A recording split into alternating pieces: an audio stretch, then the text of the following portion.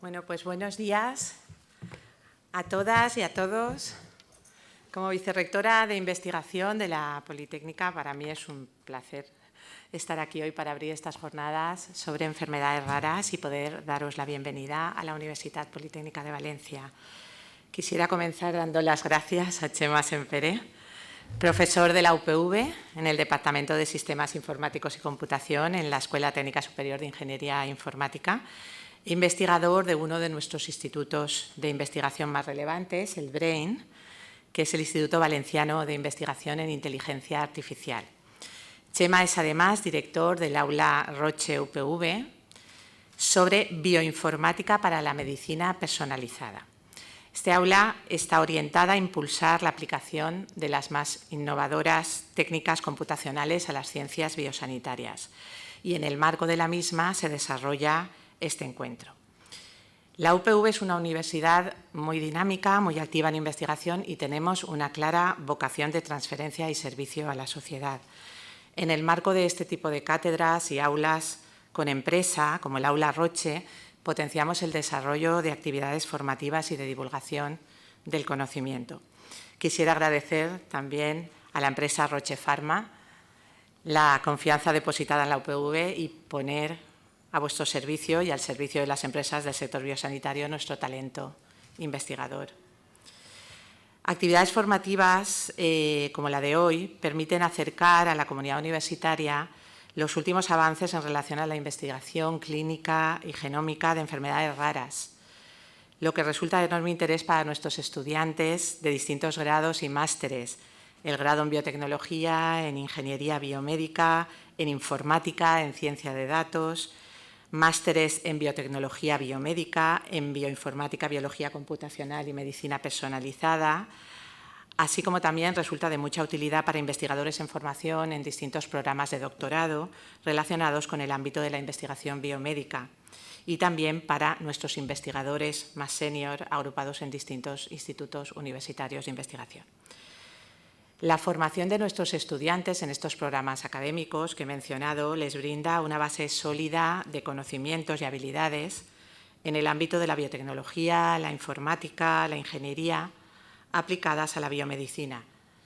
Los preparamos para enfrentarse a desafíos científicos y tecnológicos y para contribuir al avance de la investigación y la innovación en el campo de la salud, pero además este tipo de jornadas como la de hoy, representan una oportunidad única para ampliar vuestra perspectiva y que comprendáis de manera más profunda la importancia de vuestro trabajo presente y futuro, proporcionándoos inspiración para futuras actividades.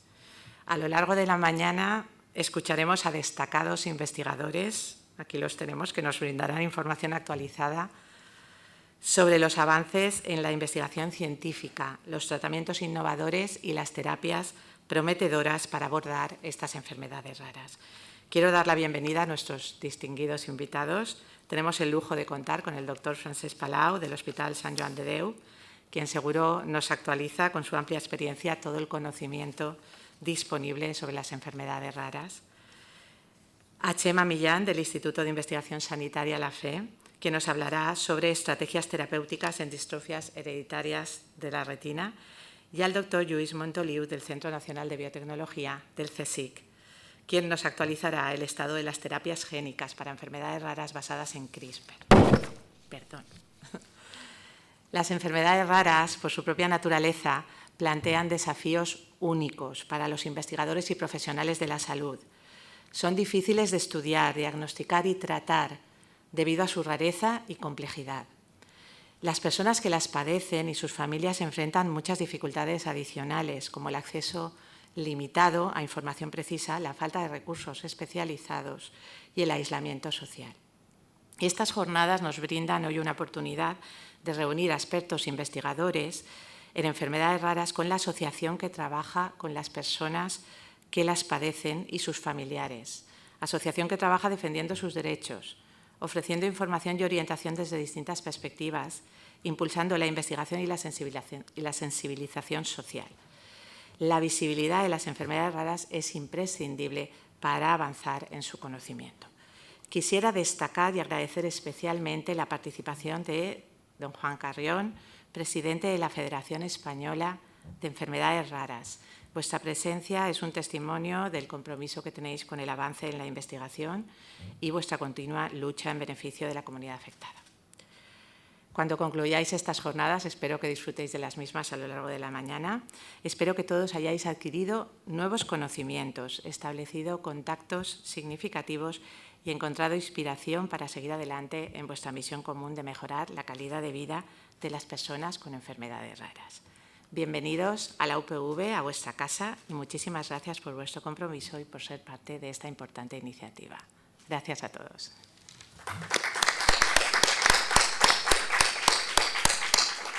Doy la palabra ahora a Txema Sempere, quien nos hará una presentación más detallada de los ponentes. Muy bien, pues muchas gracias, vicerrectora Belén, por estar aquí ayudándonos a arrancar esta jornada. Esta jornada tiene una especial significación para nosotros porque lo estaba comentando antes con los ponentes que llevamos más de un año preparándola, porque en el Aula Roche hemos organizado otras jornadas, medicina personalizada, oncología, pero el caso de las enfermedades raras era algo que queríamos poner encima de la mesa por diversas motivaciones. Por un lado, por lo que ha comentado Belén, de lo especial que es cuando uno está trabajando en este tipo de enfermedades, no solo a nivel clínico e investigación, sino a nivel social. Y por eso es por lo que agradecemos especialmente que Juan Carrión haya venido aquí a darle voz a las familias de los pacientes y a las problemáticas con las que se encuentran todos los días. Desde ese punto de vista, ya la jornada de por sí tiene un valor muy especial, pero además en el aula, lo dice el título, es bioinformática para medicina personalizada. Y el caso de las enfermedades raras es un tour de force para las tecnologías basadas en la información, la inteligencia artificial, el machine learning, etcétera, porque son enfermedades que por su propia naturaleza dificultan mucho el aplicar otros métodos que en otros ámbitos han tenido éxito. Ahora parece que todo se soluciona con el ChatGPT y aquí podríamos ver que el ChatGPT no sabría ni qué decir, ¿no? Entonces nos encontramos en una situación donde a la hora de abordar una solución del problema clásica, pues nos encontramos que son muy pocos datos, con mucha dispersión mutacional, y que lo que hasta ahora se ha hecho con otras enfermedades aquí no funciona. Por lo tanto, tenemos que reinventar y avanzar en investigación, y de eso es de lo que van a hablar nuestros ponentes, a los que yo también me sumo al agradecimiento de Belén, porque ya solo el hecho de venir aquí presencialmente es un detalle a tener en cuenta. Entonces, a Lluís, a Paco, a Txema, os agradezco personalmente que hayáis venido aquí. Y por mi parte, nada más. Estoy seguro que las charlas, debido a sus ponentes, van a ser de un elevado interés. Os recuerdo que todo esto se está retransmitiendo en streaming de forma directa por el canal de la UPV. Posteriormente irá a nuestro canal de YouTube del Aula Roche para darle un valor añadido a este tipo de eventos.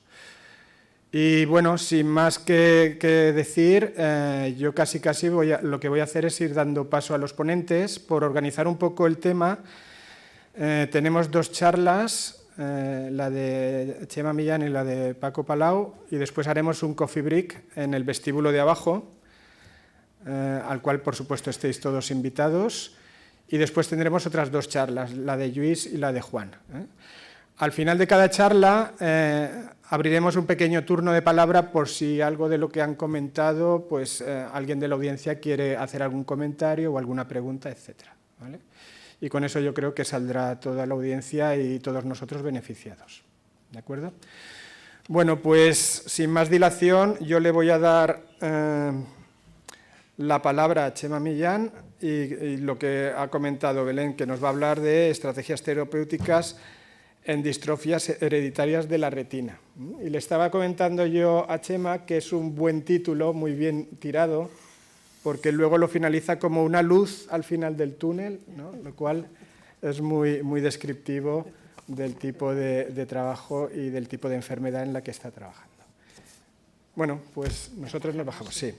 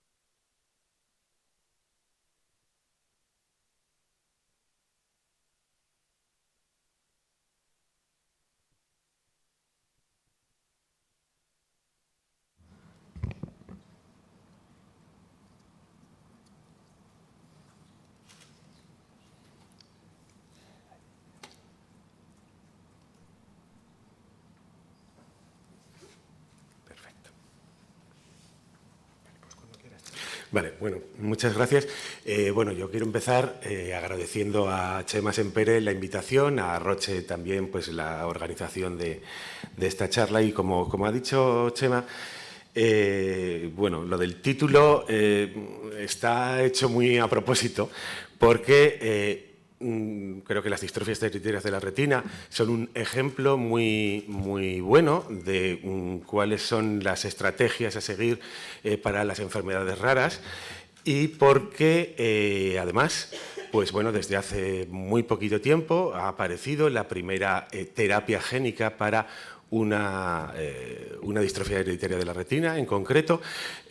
Realmente esto se está moviendo muchísimo y el martes empezó aquí en España un ensayo clínico para otro tipo de, para otro gen responsable de distrofias hereditarias de la retina y bueno, pues yo creo que va a ser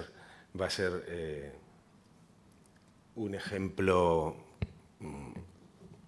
bueno, pues del que puedo hablar con más comodidad que de otros, ¿no? Voy a empezar, pues bueno, hablando un poquito de la definición, rasgos generales de las distrofias de la retina y luego los dos problemas importantes que tiene, como insisto, las enfermedades raras en general y las distrofias de la retina en particular o como ejemplo. Uno es conseguir el diagnóstico. Y sabéis y se hablará de los retrasos que hay en el diagnóstico de enfermedades raras y otro es encontrar unas estrategias terapéuticas adecuadas. Bien, bueno, las distrofias hereditarias de la retina son un grupo de enfermedades, podemos llamarlo así, que pues, en principio la mayoría son progresivas, que afectan a la retina, sobre todo a los fotorreceptores, también al epitelio pigmentario de la retina y que conducen normalmente a la ceguera legal. Existen muchos tipos. En estos momentos hay, bueno, lo comentaré después, muchos genes responsables de la enfermedad. Hay formas, tienen cualquier tipo de patrón de herencia mendeliano, autosómico dominante, recesivo, ligado al X, incluso mitocondrial. Hay formas de herencia muy raras y además hay casi un 20% que afectan a otros órganos, ¿vale? Son las formas sindrómicas. Dentro de las raras, no son de las más raras. En general afectan a 1 de cada 3.000, la más prevalente es la retinosis pigmentaria, que afecta a 1 de cada 4.000 personas.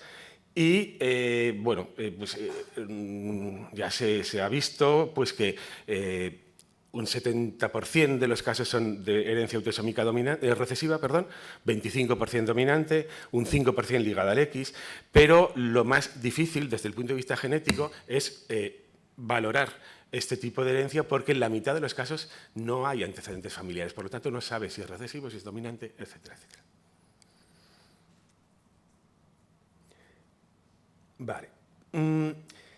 Lo que caracteriza a las distrofias hereditarias de la retina es su elevada heterogeneidad, tanto clínica como genética.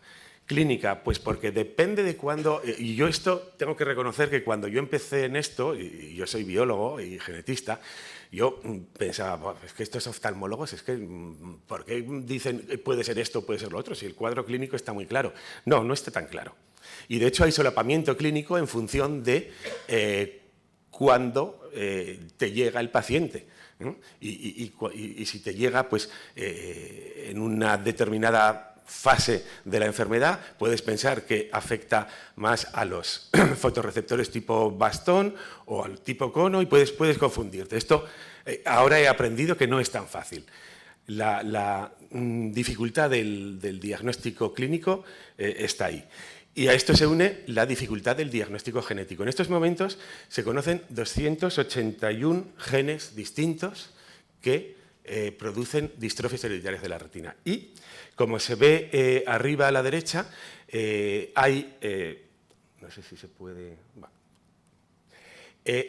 un mismo gen puede producir hasta 3 cuadros clínicos distintos, 3 entidades clínicas distintas.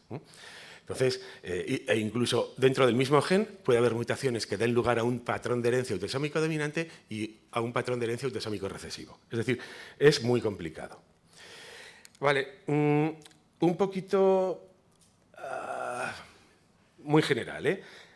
Evidentemente esto es un ojo, ¿vale? Y un ojo tiene una parte, digamos, fibrosa, que es la que da forma al ojo, que es la esclera, que en la parte anterior da lugar a la córnea.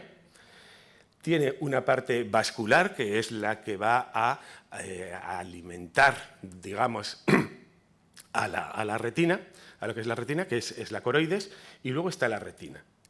Y la retina está formada por distintas capas, pero digamos que donde se recibe la luz, la parte digamos, más importante, son los fotorreceptores, que son de 2 tipos, tipo bastón y tipo cono. Los bastones se distribuyen en la periferia de la retina y están encargados de la visión a baja luminosidad y en blanco y negro. Y bueno, son mucho más abundantes que los conos. Y los conos están en la parte central de la retina, formando la mácula, y son los encargados de la visión en color y en luminosidad alta. Estos fotorreceptores tienen un segmento interno, que es donde está el núcleo y los orgánulos, y un segmento externo que está formado por una serie de discos, ¿vale? Y estos dos están unidos por un cilio. Un cilio, y es importante, muchas veces pensamos que los cilios están en otros sitios. Bueno, en los fotorreceptores hay cilios, y un cilio conector. Es una región muy importante porque todas las proteínas que se producen en el segmento interno tienen que pasar luego al segmento externo cuando se recibe la luz. En cuanto a las capas, bueno, los fotorreceptores son los que reciben la luz y van a transmitir una señal eléctrica, al final, a la siguiente capa, que son las células bipolares, y a estas, a su vez, a las células ganglionares, que van a formar el nervio óptico y van a ir al cerebro. Además, existe una capa, que es el epitelio pigmentario de la retina, que también está encargado de, digamos, dar oxígeno, alimentación, digamos así, a los fotorreceptores y a eliminar estos discos que se renuevan diariamente, se van renovando diariamente. Vale. Bueno, esto es un ejemplo, ¿no?, de que se recibe la luz y la corriente que se forma, la corriente eléctrica, se va transmitiendo a través de las distintas capas de la retina. Ya he dicho, células bipolares y las ganglionares. Luego, además, hay otro tipo de células, como las horizontales, las amacrinas, que están encargadas un poco de regular esta fototransducción, que se llama. Vale, la fototransducción, y esto casi que, bueno, voy a pasar muy rápido. Cuando incide el fotón en la opsina, las opsinas son las moléculas que están encargadas de recibir la luz y que son distintas en función del tipo de fotorreceptor, o sea, bastón o conos. Los conos hay de 3 tipos, ¿vale? Digamos que activa esta rodopsina, la cual activa otra enzima que se llama transducina, la cual activa una fosfodiesterasa del GMP cíclico. El GMP cíclico es el que mantiene abierto un canal iónico del fotorreceptor. Cuando esta fosfodiesterasa del GMP cíclico se activa, se cierra el canal y se produce una hiperpolarización, que es la señal que luego se va a transmitir, como he dicho, al final hasta el cerebro. Luego, posteriormente, hay otra serie de proteínas que se vuelven al estado inicial. Aparte, la rodopsina tiene un grupo prostético, que es el 11-cis retinal, que una vez que se produce llega la luz, se convierte a 11-cis transretinol, y esta molécula, vitamina A, al fin y al cabo, es reciclada en el epitelio pigmentario de la retina para volver a utilizarse. Bueno, pues todas estas proteínas, más proteínas que son estructurales, proteínas que están, digamos, relacionadas con el transporte de otras proteínas en el cilio, proteínas ciliares, todas estas son susceptibles de, cuando tienen mutaciones, producir una distrofia hereditaria de la retina. Como digo, en estos momentos hay 281 genes que producen este tipo de proteínas de una naturaleza completamente distinta y que dan lugar a este grupo de enfermedades. Bueno, aquí he puesto un ejemplo o una posible clasificación clínica en función de si se afectan más a los fotorreceptores bastón, a los fotorreceptores conos, etcétera, etcétera, o las formas sindrómicas. La más importante es el síndrome de Usher y, bueno, pues un síndrome muy querido por mí, porque hace muchos años que trabajo en él, que produce retinosis pigmentaria, además sordera y, en ocasiones, alteración del equilibrio, ¿vale? Voy a pasar así un poquito más. Y, bueno, como os podéis imaginar, estudiar 281 genes para cada caso históricamente ha sido muy, muy complicado. Sin embargo, la secuenciación de nueva generación sí que pues bueno, ha supuesto una revolución, ha supuesto un avance en esto. Ahora podemos estudiar los 281 genes distintos que dan lugar a las distrofias de la retina en varios pacientes a la vez, en un tiempo relativamente corto y a un coste pues, razonable. Pero ¿cuál es el problema? Y este es uno de los dos problemas que yo quería plantear aquí. Que a pesar de estudiar todos los genes conocidos, ¿vale? Incluso haciendo una secuenciación de exoma completo, hay entre un 30 y un 40% de pacientes en los que no encontramos la causa genética, ¿vale? Y esto es digamos, inherente a la mayoría de las enfermedades raras. Sabemos, por ejemplo, que en España se ha hecho un estudio en la Fundación Jiménez Díaz, en el que hemos colaborado pues, muchos grupos españoles, de más de 6.000 pacientes, pertenecientes a más de 4.000, casi 4.500 familias, y que nos ha permitido ver un poco la epidemiología de este grupo de enfermedades en España. Y hemos visto, pues, lo que os decía antes, que el 25% son autosómicas dominantes, que el 70% son recesivas, que hay un 5% de enfermedades ligadas al cromosoma X. ¿Cuáles son los genes más frecuentes dentro de las, digamos, distrofias de tipo retinosis pigmentaria? Pues la forma más frecuente recesiva es el gen US2A, la forma dominante es la rodopsina, etcétera, etcétera. De las formas, digamos, maculares, pues la enfermedad de Stargardt es con diferencia la más frecuente. Bueno, voy a pasar un poquito de esto. Y ya me centro en lo que es el diagnóstico. Alrededor del 40%, en nuestro caso, nosotros hemos hecho un estudio aquí en Comunidad Valenciana con más de 300 familias y tenemos una tasa de diagnóstica del 63,5%, ¿vale? Estudiando todos los genes. Y además tenemos un porcentaje, un 10-20%, en el que bueno, llamamos casos parcialmente resueltos. Estos son casos de herencia autosómica recesiva, en el que se supone que tenemos que encontrar dos mutaciones y solo encontramos una. Entonces, ¿a qué se puede deber? Evidentemente, puede haber problemas técnicos, problemas de secuenciación, ¿vale? Hay regiones que son difíciles de secuenciar. Pero también puede haber genes nuevos, efectivamente, pero sí que se ha visto que la mayoría de genes nuevos que se encuentran están en una familia, dos familias. Son 281 genes, son muchos, no creo que haya muchos genes más.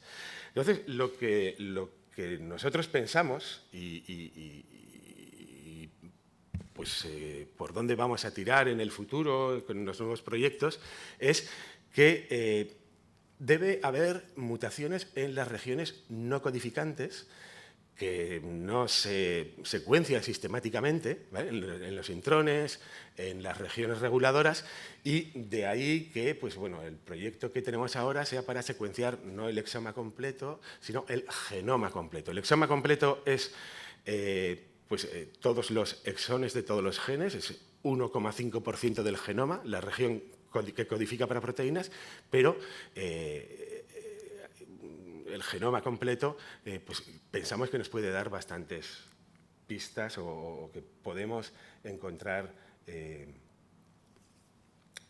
las mutaciones en los casos no resueltos. Y de hecho, está claro, es evidente, que hay mutaciones dentro de los intrones, las regiones intrónicas profundas, las regiones no codificantes, que dan lugar a que la maquinaria que,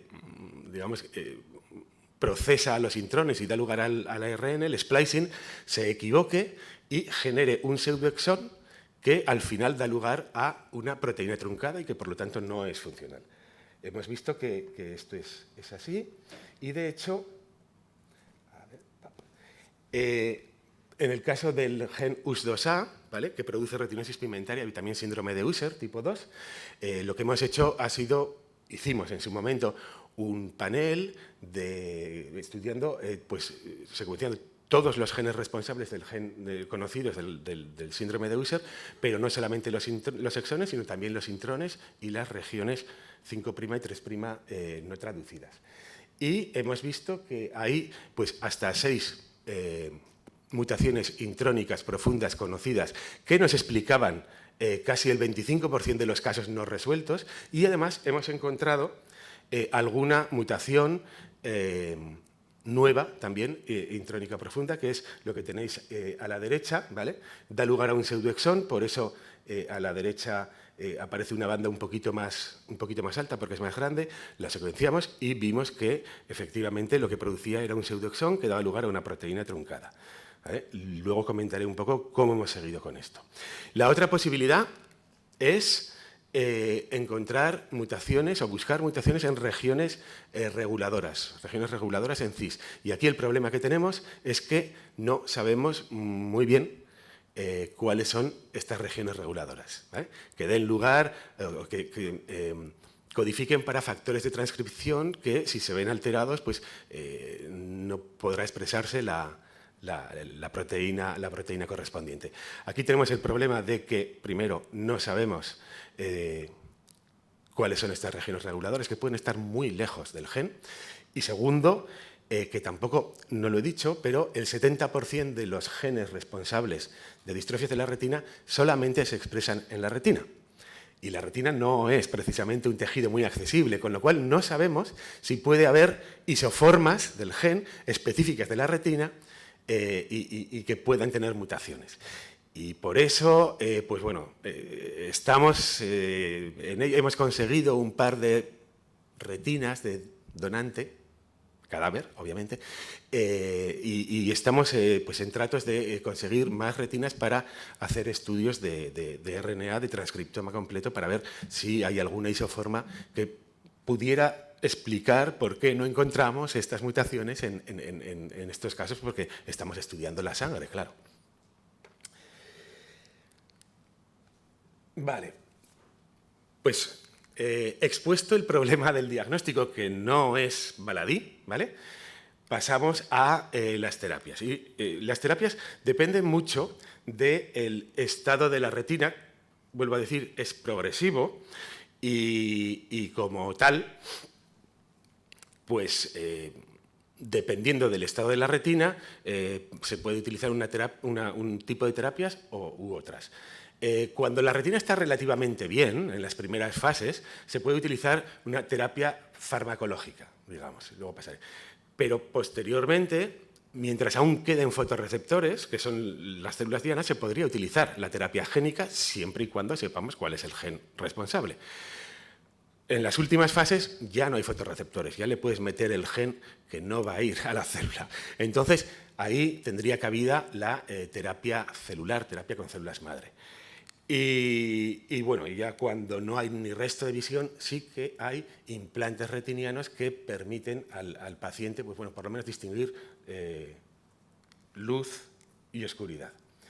Este es un estudio que hizo bueno, mi compañera Regina Rodrigo, que estuvo trabajando conmigo casi 12 años, ahora está en el Centro de Investigación Príncipe Felipe, y vio, a ver, hay 281 genes distintos, pero lo cierto es que al final la distrofia de la retina lo que se produce es un proceso de inflamación crónico y de muerte celular, de apoptosis. Ella lo que hizo primero en ratones es ver si una molécula antiinflamatoria, TNF-alfa, que es una molécula que se expresa cuando hay una inflamación crónica, podía retrasar la progresión de la enfermedad. En ratones se vio y el año pasado empezó un ensayo clínico con adalimumab, que es un anti-TNF-alfa que se utiliza ya para procesos de psoriasis y procesos reumáticos en pacientes. No tenemos ningún resultado todavía, pero es un ejemplo de terapia farmacológica. Y hay muchísimas más, ¿no? Muchísimas dianas, interleuquinas, citoquinas, todos los factores neurotróficos que se pueden utilizar y que se ha visto, al menos en modelos animales, que no curan, evidentemente, pero retrasan la progresión de la enfermedad, que ya es importante. La terapia génica tiene una ventaja en este caso, y es que el ojo es un órgano perfecto, ¿vale? Para esto, porque es inmunoprivilegiado, porque es un órgano doble, con lo cual puedes utilizar la misma persona como placebo y como diana de intervención. Es muy fácil de seguir la progresión, porque es muy accesible, se puede ver.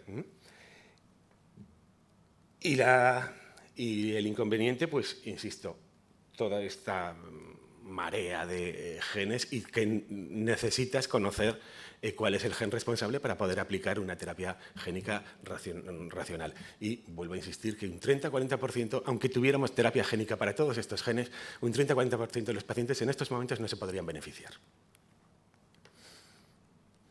Bueno, paso de los vectores. Los vectores son los vehículos para llevar el gen al órgano en concreto, y normalmente en estos momentos lo que se utilizan son los vectores víricos, tipo, por sus ventajas, virus adenoasociados, ¿vale? Entonces, estos son muy interesantes para este 70% de casos de herencia autosómica recesiva en la que no hay proteína y, por lo tanto, no hay proteína funcional, por lo tanto, metiéndole el gen responsable y que exprese esa proteína, pues dará lugar a una posible terapia. Pero, como veremos después, no vale para todo.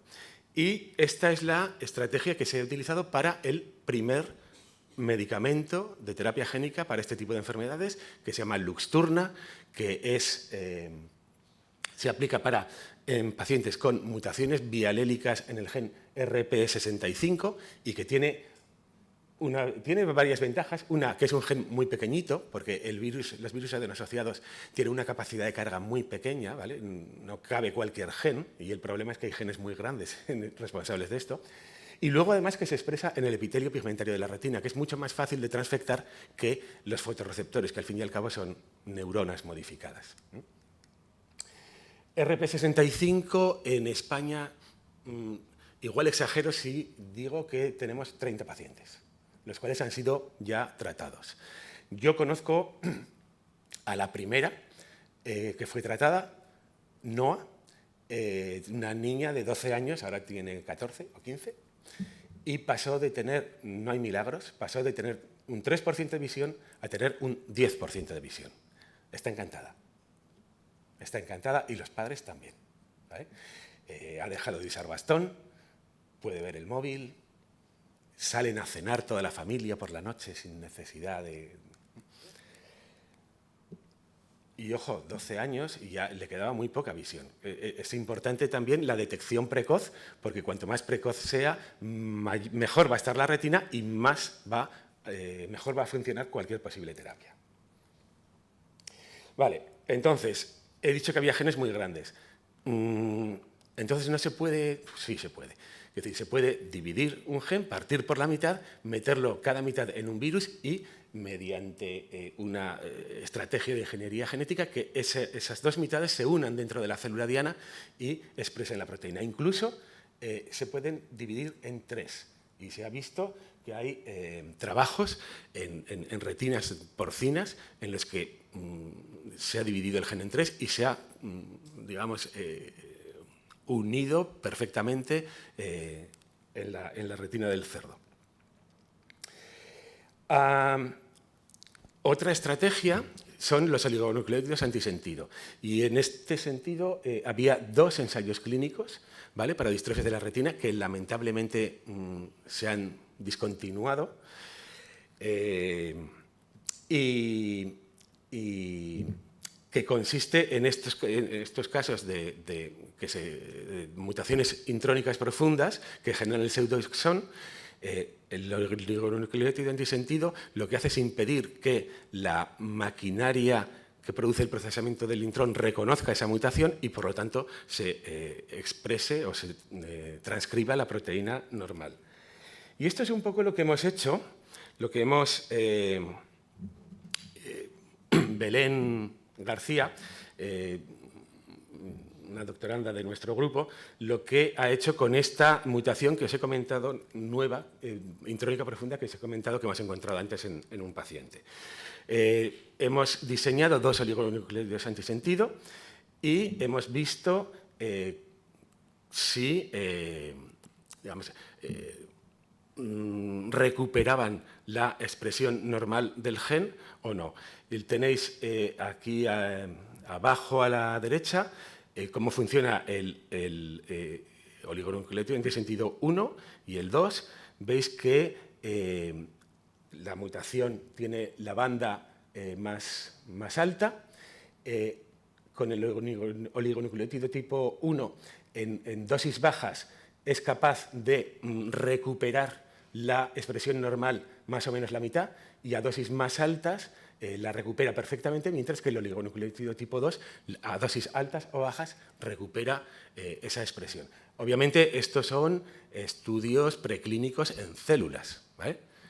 Siguiente paso pues, sería utilizar peces, y digo peces porque este gen que produce síndrome de Usher, sordera y retinosis, los modelos de ratón están sordos, pero ven perfectamente, con lo cual tenemos que utilizar peces.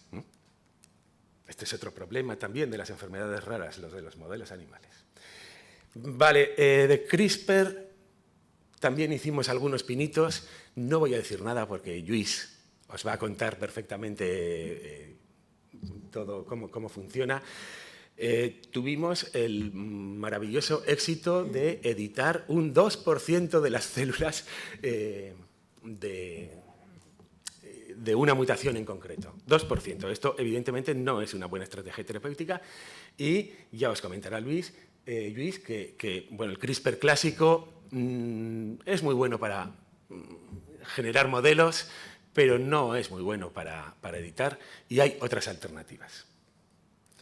Y ya lo último es pues bueno, un proyecto que tenemos de anticuerpos de camélidos para las formas autosómicas dominantes, o las formas que el problema no es que falte la proteína, sino que se genera una proteína que es tóxica, ¿vale? Entonces, ahí da igual que metamos la proteína que toca. Lo que tenemos que hacer es eliminar la proteína tóxica. Y esto, la idea es sencilla.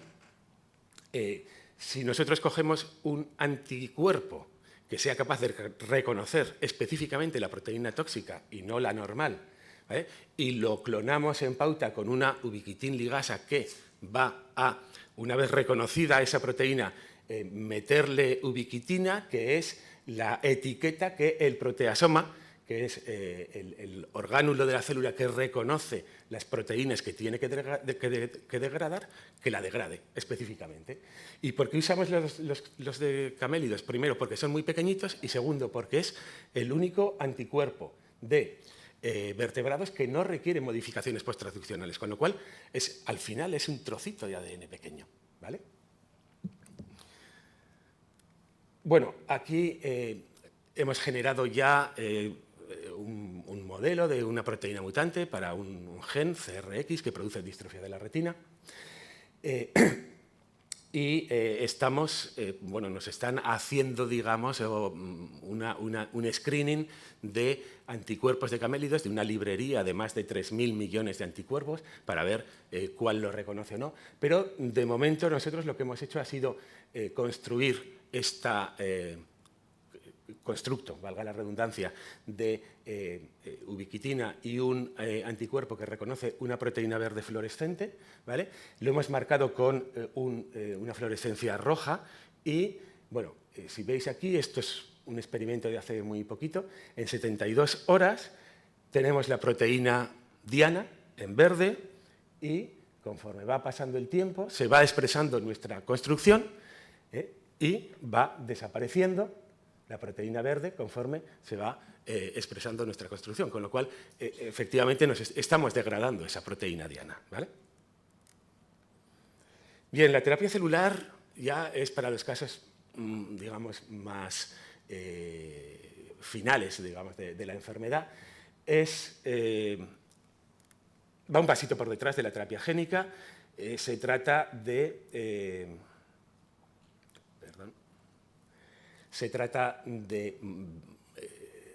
Hay una investigadora en Newcastle que ha conseguido, en ratones, a partir de fibroblastos, hacer una retina en 3 dimensiones, organoides de retina,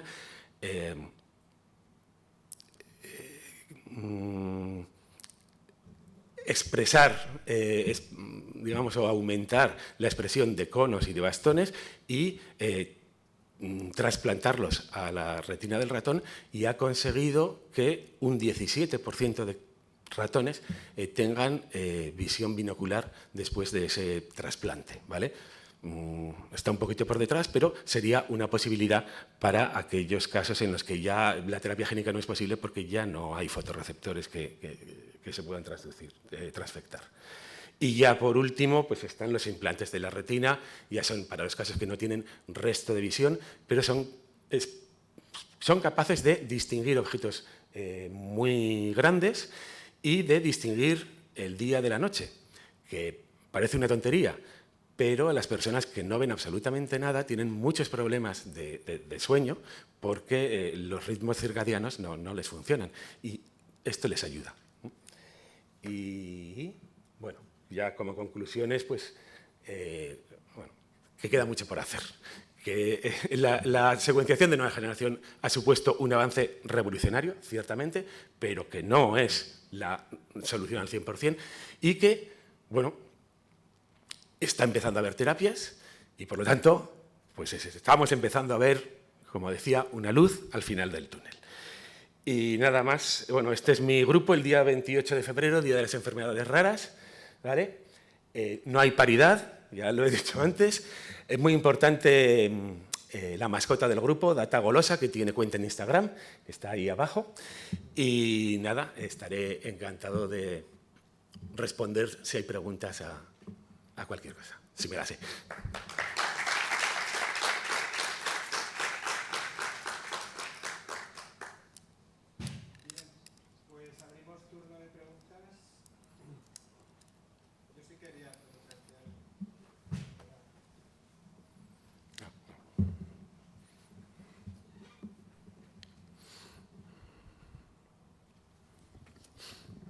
Vale, has comentado en la parte de diagnóstico ampliar la zona de búsqueda a zonas no codificantes, pasar de exoma a genoma completo, pasar del 1,5% al 100%. Para mí eso es como hemos estado buscando en el jardín de casa, pues vámonos al Amazonas a buscar, Sí. ¿no? Y pregunto yo si hay una brújula, ¿no? Es decir, ¿por dónde empezaríamos? ¿Empezaríamos por las zonas de splicing? Es decir, ¿qué haríamos? Es buena pregunta, ¿vale? Porque vamos a encontrar variantes a millones. Desde luego yo empezaría por las zonas de splicing o por los intrones, porque todavía no sabemos muy bien cuáles son las regiones reguladoras de cada uno de estos genes. Pero obviamente vamos a necesitar, y miro a Paco por ese proyecto que algún día tiene que salir, vamos a necesitar estudios funcionales para poder distinguir todas esas variantes que encontremos, si son patogénicas o no. Modelos animales, modelos celulares, etcétera, etcétera. Yo creo que un poco el futuro va por ahí. Y luego, pues a lo mejor, se puede ir buscando pues, cuáles son las regiones reguladoras de cada gen, posiblemente haya más de una, y estudiar a ver si hay variantes allí. Gracias, Chema. Respondiendo a Chema, una de las maneras que hacemos, por ejemplo, nosotros y otros, es utilizando genómica comparativa. Genomas de especies relacionadas, es probable que las regiones reguladoras estén evolutivamente conservadas y entonces sean las que se mantengan porque son funcionalmente relevantes, ¿no? Con lo cual no vamos a ciegas, tenemos ya más o menos, ¿no? Esto lo hemos hecho.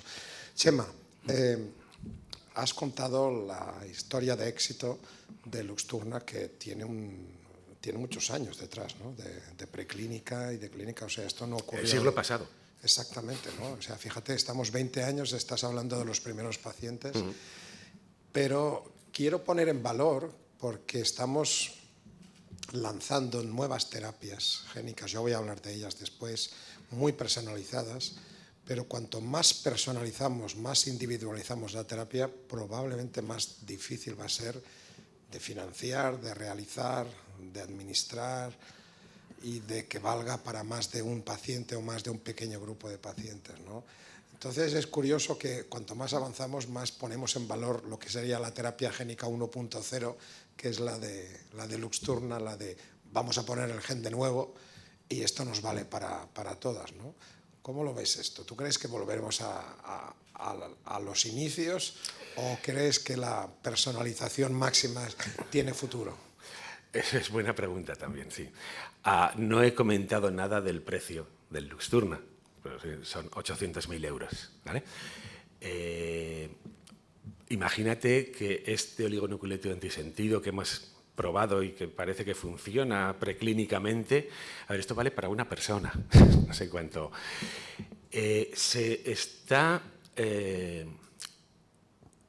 Claro, también depende de la enfermedad rara. Quiero decir, la atrofia muscular espinal, que es un gen y que el 95% de los pacientes tiene la misma mutación, bueno, ahí perfectamente se puede utilizar esta terapia génica. Para el caso de distrofias hereditarias de la retina, hay muchas aproximaciones que llaman agnósticas, independientes de gen, porque pues ¿qué es eso? Ya no es que haya un gen, es que hay 281, pero es que además casi que cada familia tiene su mutación concreta. Yo creo que para este tipo de enfermedades, y no sé si se conseguirá, buscar una terapia que valga en general, independientemente de gen, sería interesante.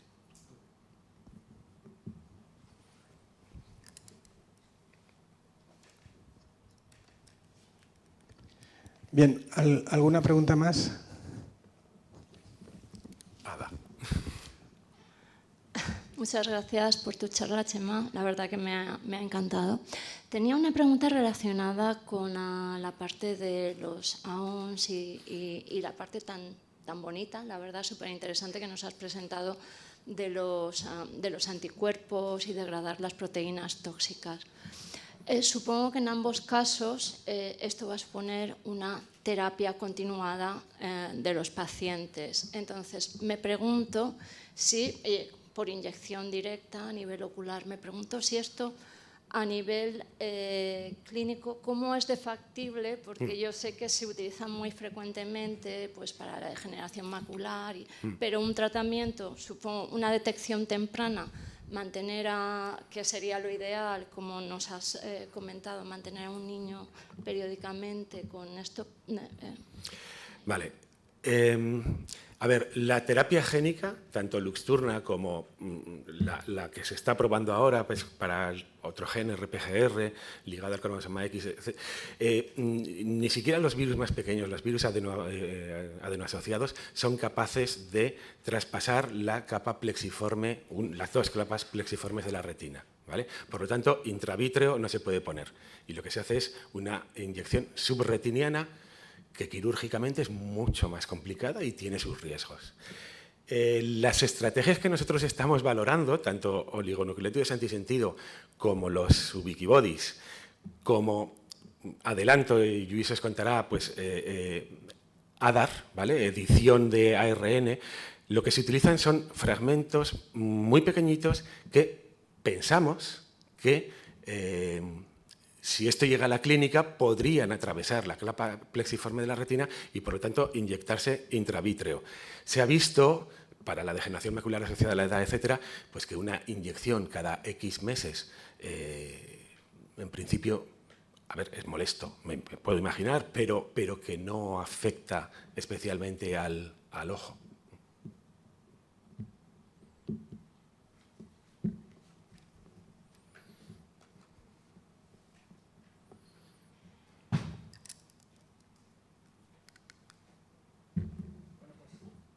Si no hay más preguntas, agradecemos de nuevo a Txema Millán por la exposición. Muchas gracias. Vale, a vosotros.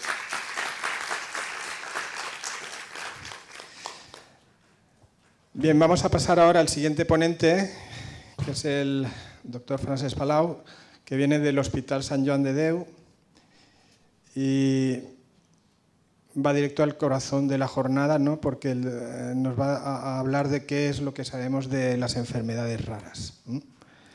Pues ahora preparamos.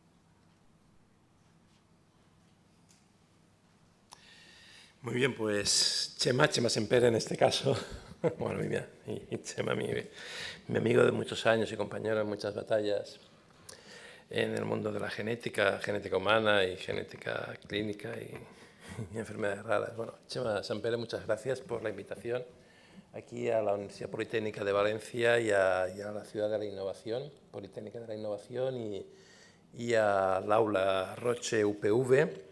Y también muchas gracias por encontrarme de nuevo con Belén Picó, con quien estuve pues, hace años participando en el máster, que yo supongo que algunos de vosotros, o si no estáis haciéndolo, lo haréis. Porque si sois estudiante de grado, pues a lo mejor hacéis este máster de biotecnología biomédica, supongo que se sigue llamando así, no sé si exactamente, más orientado desde Departamento de Biotecnología hacia la salud humana, ¿no? La parte roja de la biotecnología y no la verde originaria de agrónomos, ¿no? Bueno, yo vengo que del mundo de mi familia fueron siempre, hasta mi padre, Yaura Ort, ¿no? El mundo del naranjo, con lo cual por la parte verde la conozco un poquito también. Bueno, yo quisiera, más allá de ser investigador, bueno, hoy también una situación mixta en el Hospital Sant Joan de Déu de Barcelona, en el Departamento de Genética o Medicina Genética, pero también con nuestro grupo de investigación en el Instituto de Recerca Sant Joan de Déu. Pero yo quiero hablaros más en general de las enfermedades raras, reflexionar un poquito algunas de las ideas. Yo creo que hay que tener una visión amplia porque de hecho es un campo amplísimo. Si uno quiere conocer el modo de enfermar desde la perspectiva más médica y más básica, más biológica, más fisiopatológica, no hay ningún otro campo que no sean las enfermedades raras el que te da una amplitud que no tiene ninguna otra área de la medicina, siendo cualquiera de ellas, cáncer, diabetes, súper amplísima. Pero las enfermedades raras en su conjunto, esas dos palabras que dice poca frecuencia por un lado y en plural, muchas, pues nos permiten conocer el modo de enfermar. Y el modo de enfermar es inherente a la vida humana. También de animales, etcétera, pero a la vida humana, con lo cual este es un campo fascinante en el que trabajar por muchas razones, desde la perspectiva del médico, del científico, por esas mismas, pero también desde la perspectiva de los pacientes, sus familias, su capacidad de asociacionismo, pues también es muy interesante que lo hagamos, ¿no? Supongo que lo pasamos aquí. Bien, esta es un poquito el descargo de responsabilidad que os comento aquí. Y después la conferencia tiene estas 4 partes, o 5, una primera, que es ese punto cero de inicio, un par de ideas acerca del modo de enfermar, esta idea de que las enfermedades no existen, sino que las personas padecen sus enfermedades, hay enfermos, es cierta, obviamente la enfermedad podría ser una entelequia, porque además cada uno vive la enfermedad a su manera particular, pero obviamente tenemos que hablar de enfermedades, por lo que en conjunto hay determinadas personas que padecen determinadas enfermedades que tienen un proceso común de causa y fisiopatológico y tal vez un abordaje terapéutico en común o compartido, y sobre todo el diagnóstico, ¿no? Después la parte 1, que ya llamo directamente la rareza, la persona y la sociedad, un poquito entrar en ese territorio para después pasar a la fase científica y sobre todo su aplicación médica, que es el diagnóstico y tratamiento, que aunque no es lo único que hay en medicina, sí que son los 2 pilares fundamentales, diagnosticar y tratar, y obviamente que la consecuencia sea curar o mejorar la calidad de vida y modificar la historia natural de la enfermedad de la persona, ¿no? Después un poquito el modelo transnacional de la atención sanitaria y la idea de este camino individualizado de la medicina de precisión. Será un poquito el guión. Y esta es la idea. La idea es que nosotros enfermamos entre lo que somos y somos capaces de mantener dentro de nuestro organismo. La piel nos ayuda a no morir, porque moriríamos en un contexto de no tener esa capacidad de mantener nuestra individualidad, pero a la individualidad me refiero en un entorno de un ecosistema, de un ambiente que modifica la manera de enfermar, por supuesto, y que en muchas ocasiones nos hace enfermar, por ejemplo, la contaminación o los tóxicos o cualquier otra cuestión, o por ejemplo, pues una persona que tiene celiaquía, que aunque tenga predisposición a padecer la enfermedad y predisposición genética, pues si no ingiere gluten y no ingiere gliadina, pues obviamente no va a desarrollar la enfermedad celíaca, ¿no? Pero esta idea fundamental, que además nos lleva a algo que es, por un lado, ese modo de enfermar del individuo, la individualidad de cómo padece cada cual y obviamente cómo siente cada cual la enfermedad, ¿no? Y eso sirve para una enfermedad rara y sirve para una enfermedad común. Por tanto, enfermar es un proceso continuo. Y las enfermedades raras muchas veces son una manera de expresar, de reconocer pues, enfermedades comunes con las cuales pueden tener vías en común que pueden ser accesibles para el tratamiento y, por tanto, determinados tratamientos pueden tener mejor vida, mejor futuro, si además pueden servir para enfermedades comunes. Ese es un campo también a trabajar y a desarrollar, porque necesariamente una sociedad que tiene recursos limitados es lógico hasta cierto punto que las personas que padecen enfermedades comunes, la hipertensión arterial, el asma bronquial, enfermedades psiquiátricas importantes como puede ser la esquizofrenia, los cánceres en general, aunque cada cáncer puede ser infrecuente en alguna ocasión, pero bueno, cáncer de pulmón, de colon, de mama, etcétera, todo eso importa más a la sociedad porque tiene más carga de enfermedad, más carga social, más carga médica, más carga económica, más carga del sistema público y en general del sistema sanitario que podemos abordar, pero las enfermedades raras también están ahí y se pueden ver beneficiadas. Eso también es un camino a seguir para que las pocas personas afectadas por una en concreto, ya no el conjunto de las enfermedades raras, sino por una en concreto, se puedan beneficiar de este camino, de esta manera de pensar, ¿no? Pero lo que hay en común a todo ello, y esto es muy importante entenderlo, es el genoma del individuo. El genoma, la variación genética del individuo, incluido ya las regiones intrónicas y las intergénicas, como estaba comentando Chema hace un momento para las distrofias retinianas, pues es fundamental, porque nos da individualidad. Si hablamos de medicina personalizada, de precisión sobre la persona, sobre el individuo, obviamente lo que más individuo o individual tiene cada persona es su genoma. Y un genoma muy complejo, muchísimo más de lo que podemos pensar socialmente hablando y médicamente hablando. Lo digo porque yo lo veo en la práctica médica, la banalización del análisis del genoma. Parece que todo sea inmediato y no lo es, en absoluto.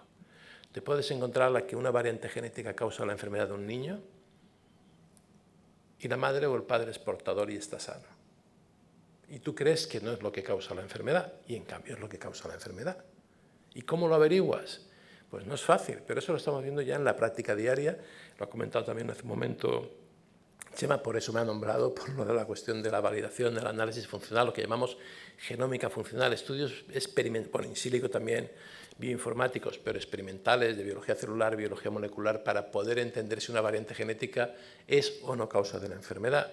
Y esto hace que seamos conscientes cada vez más de la complejidad de ese genoma que estamos analizando. Y estamos analizando en términos de exones o de regiones entre exones e intrones de splicing. Pero lo que ocurre dentro de los intrones también, en profundidad, que llamamos regiones intrónicas profundas, y lo que existe entre los genes, las regiones intergénicas, la regulación, regiones reguladoras, regiones que aumentan o silencian la expresión génica. Todo eso es muy complejo y es muy claro que hay que tener en cuenta que ese genoma supone el análisis de la complejidad. Y para muchas personas con enfermedades raras genéticas, no todas son genéticas obviamente, 70-80% sí lo son, la causa primaria es tener una mutación de un gen que es suficientemente potente para que se exprese la enfermedad. Lo que llamamos que tiene una penetrancia completa.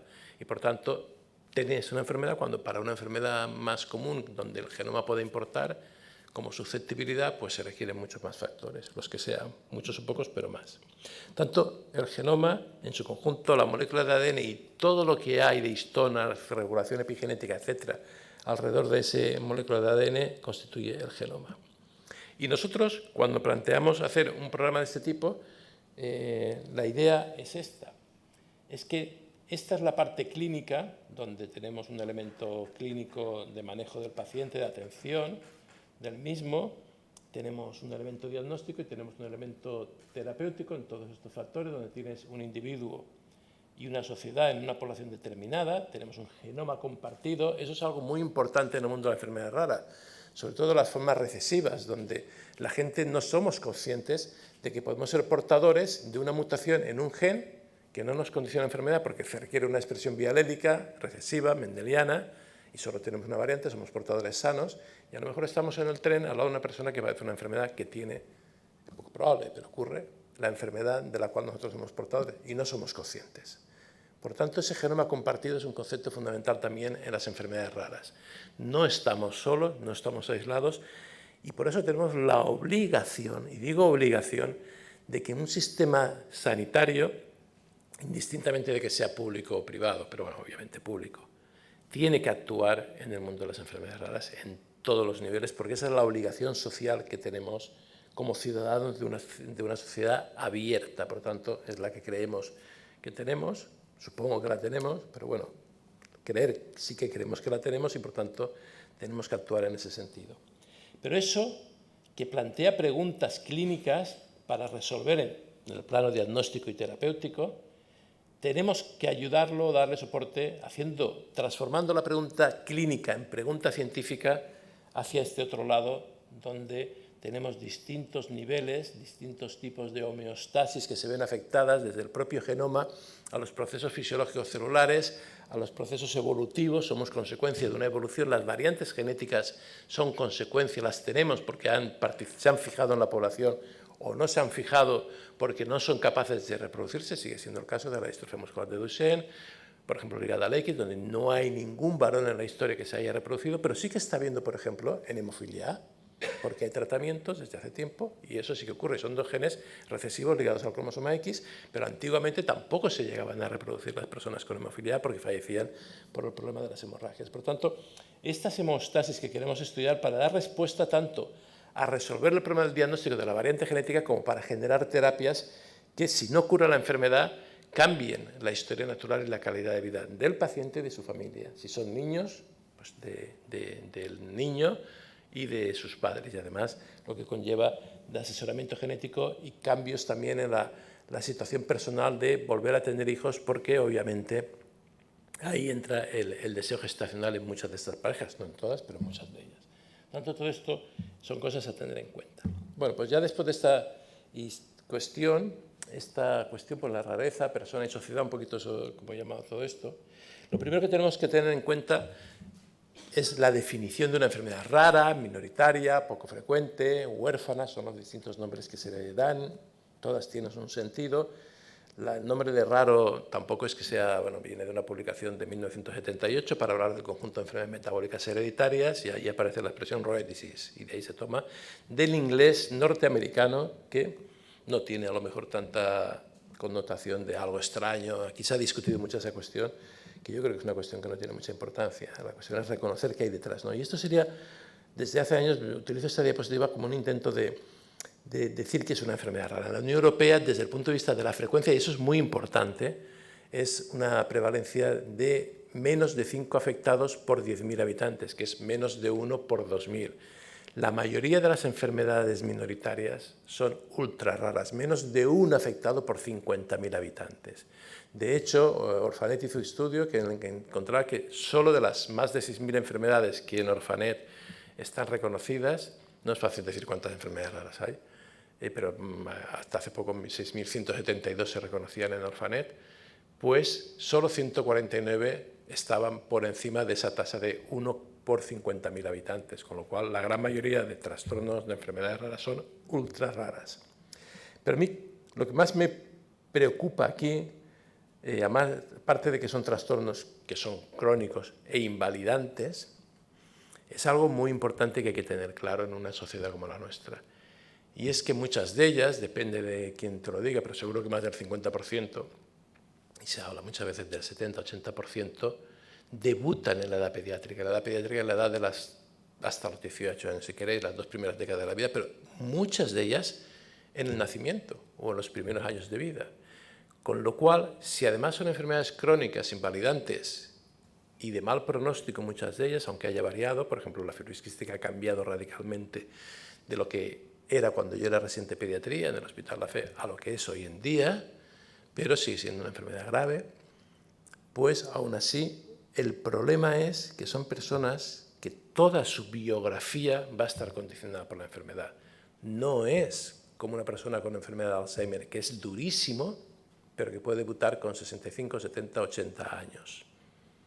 65 sería precoz, 80 años es una edad más habitual, de Alzheimer, que es importantísimo, pero que han tenido una vida mucho más plena que la que pueda tener un niño o una niña que debuta con una enfermedad a los 2 años de vida, por no decir una atrofia muscular espinal que pueda debutar o en el paritorio o en los primeros meses de vida. Con lo cual eso es muy importante tener en cuenta. La biografía de la persona condicionada por una enfermedad que suele ser grave o como mínimo altera mucho la vida cotidiana. Por tanto, eso es muy importante tener en cuenta a la hora de cuando hablamos de enfermedades raras. Pero las cosas han cambiado mucho.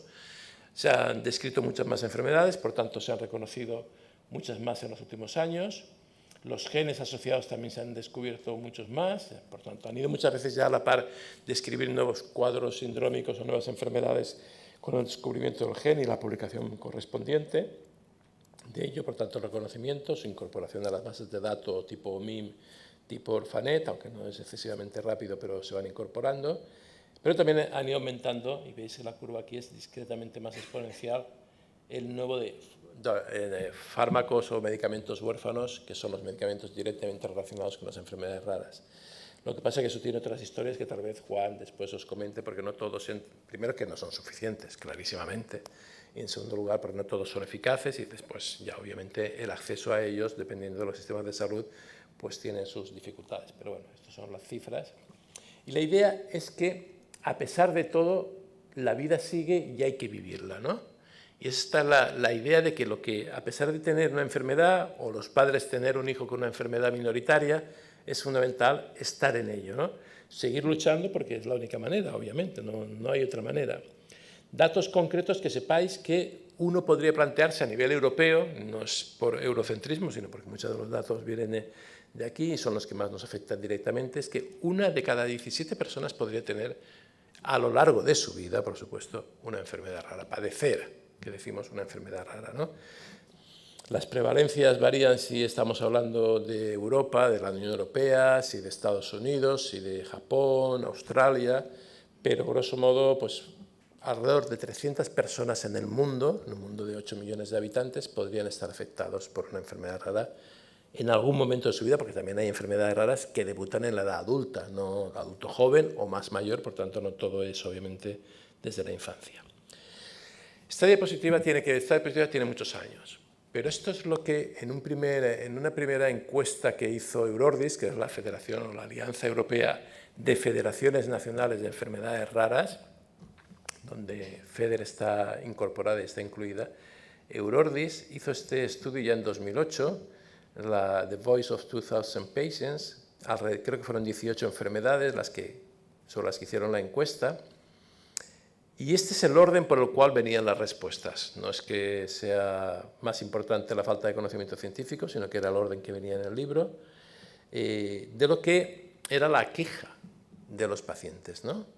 Y fijaos cómo venía la falta de conocimiento científico, la dificultad del acceso a diagnóstico correcto, el retraso en el diagnóstico, falta de una atención multidisciplinar apropiada, falta de información y apoyo de calidad en el momento del diagnóstico, consecuencias sociales no deseadas, inequidad y dificultades en el acceso al tratamiento, rehabilitación y cuidados, insatisfacción y pérdida de confianza con los servicios médicos y sociales, en ocasiones cierto rechazo por los profesionales sanitarios, rechazo en el sentido de interés, no de rechazo de la persona, entendamos, de interés por las enfermedades raras. Esto sigue siendo hoy en día un problema, por tanto hay que seguir pensando en estas cuestiones de cómo resolverlo mejor, aunque estemos mucho mejor que en 2008.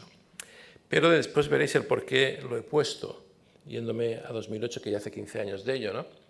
Esto es lo que Julián Isla, que es una persona muy activa en este campo, padre de un niño también, forma parte del mundo de enfermedades raras, pues explicó en la revista esta, que es de la Sociedad Española de Bioquímica y Biología Molecular, que yo creo que es la sociedad española científica más grande que hay, de la que formamos parte pues muchos investigadores, pues en un número de su revista, hace 5 años, pues publicó estas cuestiones, las cosas que importaban, ¿no? En el diagnóstico, en la terapéutica y en la ciencia de datos, manejo de datos, que tiene que ver mucho con la historia clínica del paciente, de la persona, en sus datos clínicos fenotípicos, pero también en sus datos genómicos y de otra índole de biomarcadores, incluidos biomarcadores de imagen especialmente radiológica, ¿no? Son muchas cosas las que él planteaba y que son importantes, por ejemplo, en el campo de la terapéutica, decir fármacos que sean modificadores de la enfermedad y no cualquier fármaco que, bueno, que se parezca que lo es, pero no modifiquen claramente la enfermedad. O sea, en el proceso de historia natural, muchos de ellos no van a ser curativos, pero la insulina tampoco es curativa para la diabetes mellitus insulino dependiente. Por tanto, fijaos, si llevamos años con insulina, lo que pasa es que obviamente es fundamental para estos pacientes, ¿no? Bueno, que sea un proceso más ágil y económico y que además los sistemas permitan el acceso universal de estos tratamientos, porque después veréis cosas sobre esto. Esto es lo que hace, ahora la verdad es que el tiempo, esto es de 2020, presentado en febrero de 2021 en Bruselas a la Comisión Europea, y bueno, pues sigue siendo la idea de cómo vamos hacia 2030 y 2040 realmente, ¿no? Es un trabajo realizado, las recomendaciones hechas en el marco de Eurordis, promovido por Eurordis a nivel europeo, donde participaron muchos tipos de agentes distintos, desde los pacientes a investigadores, a médicos, a gente que venía del mundo de la informática, del manejo de datos, etcétera, en grupos de trabajo. Y esto, en el grupo de trabajo que yo pude estar, cómo salió lo que nos preocupaba directamente, y aproveché para hacerle una foto.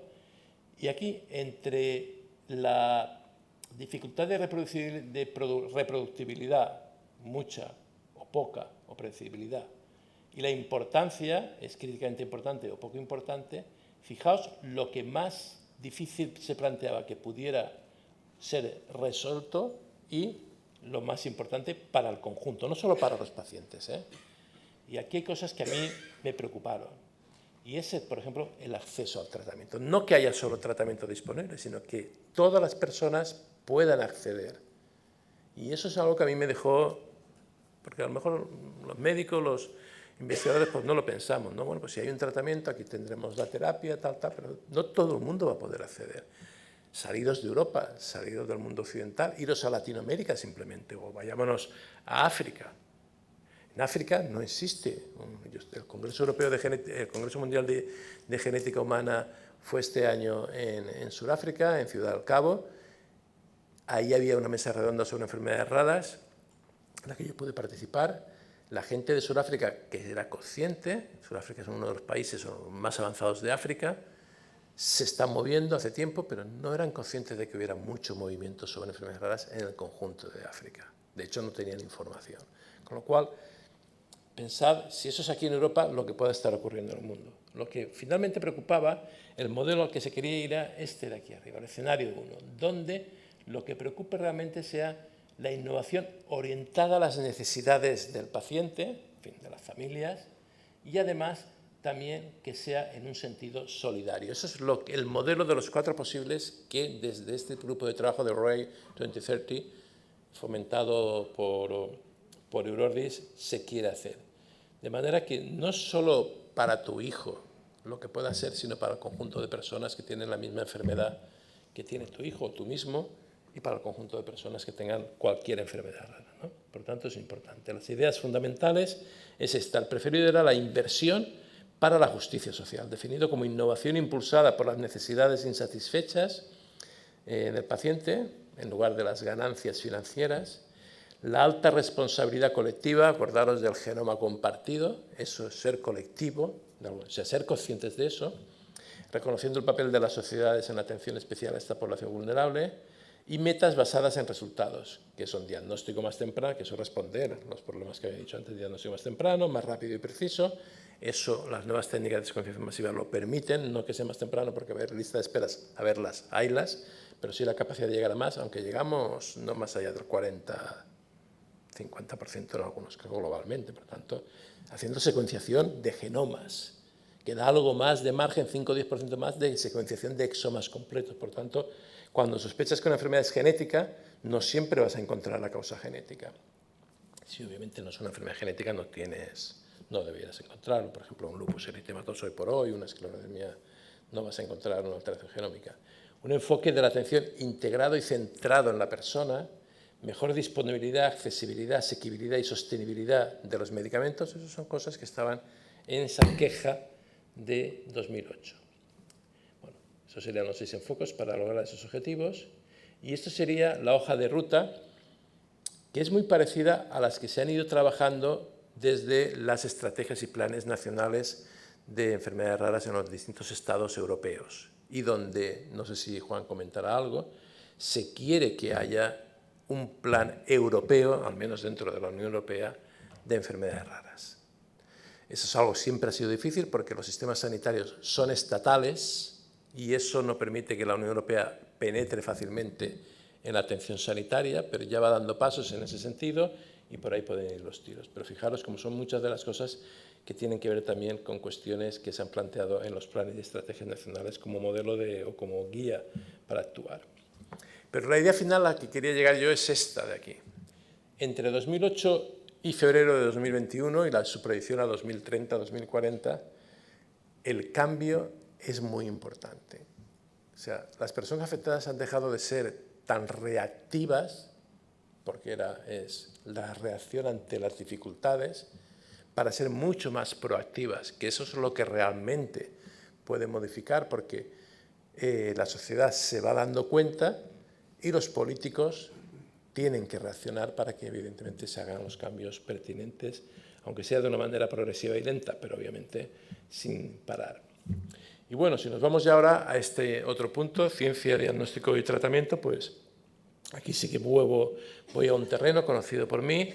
Esta enfermedad, la enfermedad de Charcot-Marie-Tooth, que es una neuropatía de los nervios motores y sensitivos periféricos, de miembros inferiores, miembros superiores, a veces con algunos rasgos diferenciales. Hay muchísimos genes, hay prácticamente 100 genes de neuropatías periféricas genéticas que pueden ser sensitivas y motoras, y eso es la enfermedad de Charcot-Marie-Tooth propiamente dicho, o relacionadas con esta enfermedad.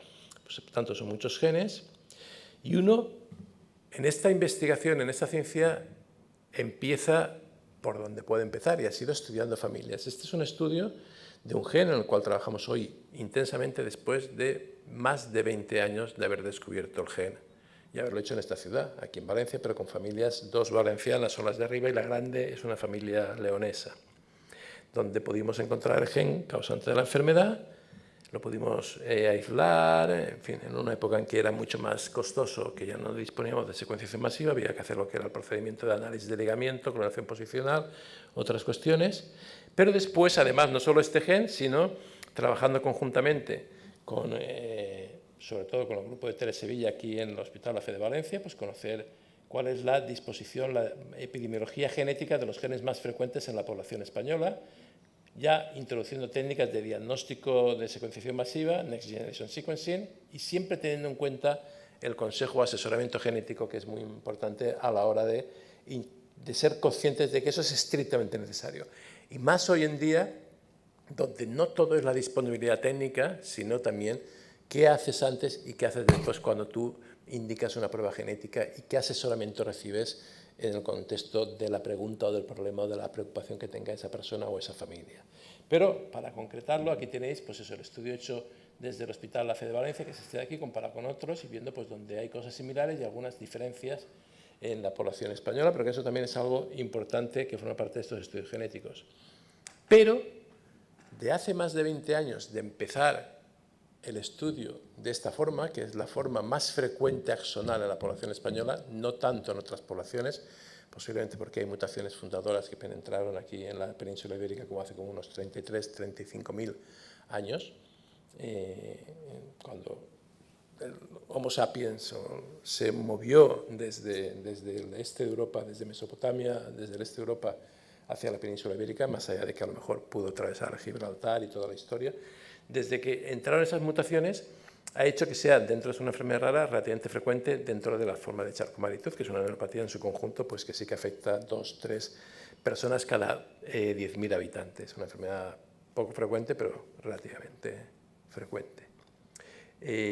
Pues ahí estamos intentando averiguar qué pasa desde lo que es el cuerpo neuronal de la neurona motora de la médula espinal hasta la sinapsis, concretamente la sinapsis que va del nervio a el músculo esquelético, que es donde ejerce su función para la contracción y relajación del músculo. Pues entonces estamos intentando averiguar, es una molécula que está en la membrana externa de la mitocondria, pero además participa, la tenemos aquí, ligada a moléculas que la ligan a los microtúbulos, pero además es fundamental, es la primera molécula descrita relacionada con la interacción directa, el téter que se dice, entre mitocondria y lisosomas, pero además también sabemos que ya tiene que ver con los peroxisomas y también sabemos que tiene que ver con retículo endoplásmico y también sabemos que tiene que ver con el estado redox entre los sitios de contacto de mitocondria con retículo, con lisosoma, con peroxisomas, que está alterado. Cuando hay ausencia o mutación de esa variante, hay una situación acídica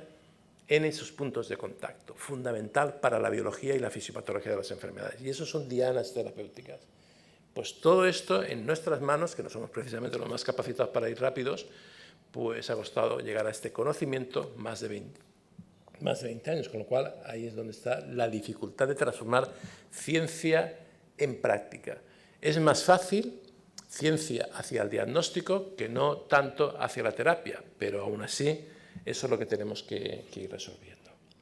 Y desde el modelo de atención al paciente, el modelo de atención sanitaria, pues todo tiene que estar integrado en este modelo que os pongo aquí, en el cual no me voy a entretener, pero que veáis que, yendo en el sentido de las agujas del reloj, para hablar de esa atención integral en una medicina centrada en el paciente, de precisión o no tan de precisión, pero bueno, centrada en el paciente, su expresión clínica, los síntomas, el fenotipo que decimos, su genoma, llegar al diagnóstico, la prevención con el cribado neonatal. También tenemos un proyecto de cribado neonatal genético financiado por la Fundación Ramón Areces, en marcha, en el seno del CIBERER, la terapéutica y, sobre todo, también fomentar la investigación y la formación en este contexto, con muchas cuestiones que, además, la inteligencia artificial, la ciencia de datos, nos tiene que dar conocimiento de nueva información, de integración de información, pero aquí, siempre y cuando, desde mi punto de vista, todo lo que se habla hoy en día genere propiedades emergentes, algo nuevo realmente.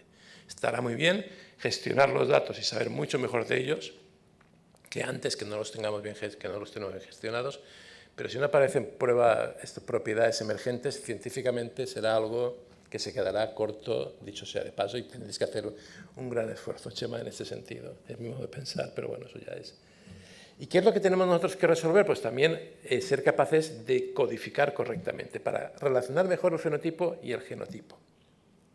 Y en este proceso diagnóstico pues tenemos el problema de los pacientes sin diagnóstico, las enfermedades no diagnosticadas en personas que tienen una sospecha de enfermedad rara sin diagnóstico.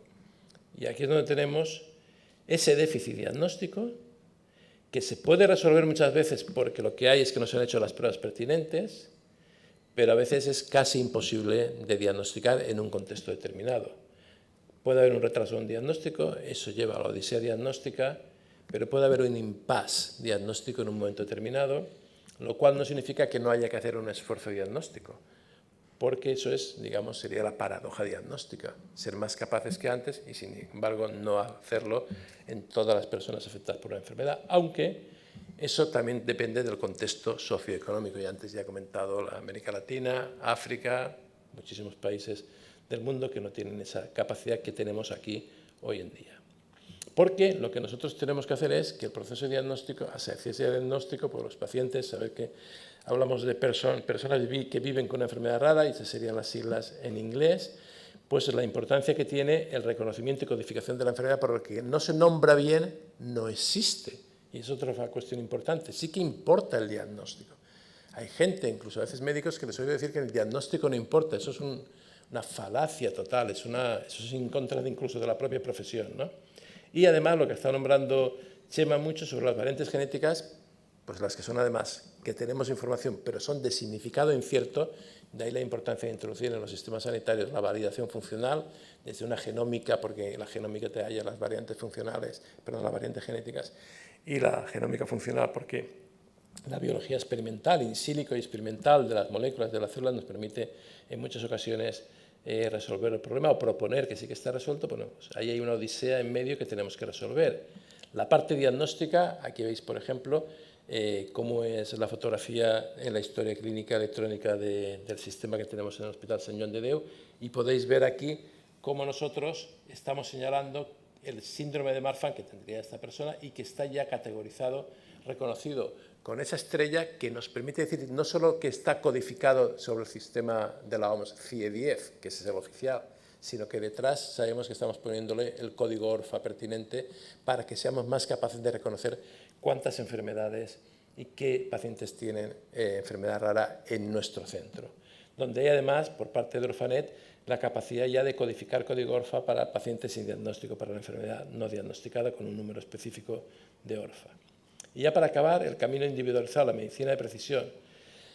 Pues esta es un poco la idea, ¿no? Este es un poco como enfermamos, ¿no? En el tiempo y la carga de enfermedad.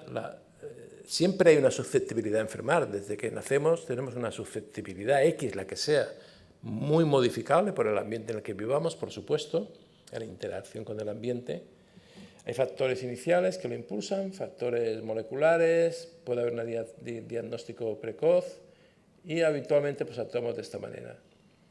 Desde una medicina reactiva, nosotros a través de biomarcadores sómicos, bien sean biológicos o digitales, tenemos que ser capaces de pasar a un conocimiento mejor de la enfermedad a través de esa medicina proactiva y de una medicina de precisión basada en ello. ¿De qué manera? Pues mejorando nuestra capacidad de análisis biológico, genómico, metabolómico, proteómico, transcriptómico, epigenómico, radiómico, porque miramos el ADN y el genoma, el ARN, los metabolitos, las proteínas, la imagen celular, la imagen radiológica, los estudios funcionales, por ejemplo, de electrofisiológicos, y al final es la persona, ¿no? Su fenómica, su modo de expresar la enfermedad y cómo podemos modificarlo. Esto es lo que nosotros, ahí es donde tiene que estar la personalización, la individualización de esa medicina de precisión en los pacientes con enfermedades raras para poder modificarlo, con tecnologías genómicas como son estas, desde la secuencia del ADN, técnicas de menos resolución como son los arrays, el optical mapping, hasta el cariotipo clásico, y a veces se resuelve. Pero además, entrando en programas de diagnóstico translacionales que permiten hacer los estudios funcionales de las variantes genéticas. Que es el que tenemos nosotros en nuestro personal, que está en inglés, pero en nuestro hospital la interacción entre los grupos clínicos, sobre todo el servicio de genética y el servicio de neurología pediátrica y el laboratorio de neurogenética y medicina molecular, que es nuestro laboratorio de investigación, con participación del laboratorio de diagnóstico genético, pues poder resolver casos clínicos concretos.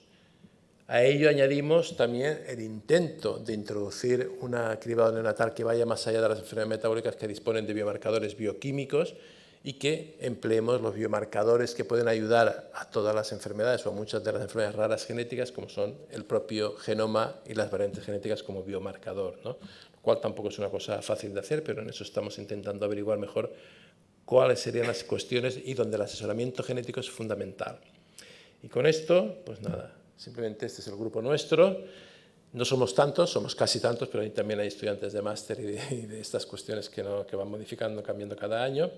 Pero tenemos esas tres patas, la pata clínica y de asesoramiento genético, genética clínica y asesoramiento genético, el laboratorio de genética y genómica para diagnóstico y el grupo de investigación, que es el que lleva directamente el programa de diagnóstico y terapia translacional en nuestro hospital y en el Instituto de Investigación. Y bueno, pues muchas gracias. Este es el vestíbulo de la segunda planta o el segundo nivel, porque estamos en la montaña del Hospital Sant Joan de Déu, totalmente modelizado para los niños y para que estén ellos y sus padres muy a gusto. Y muchas gracias.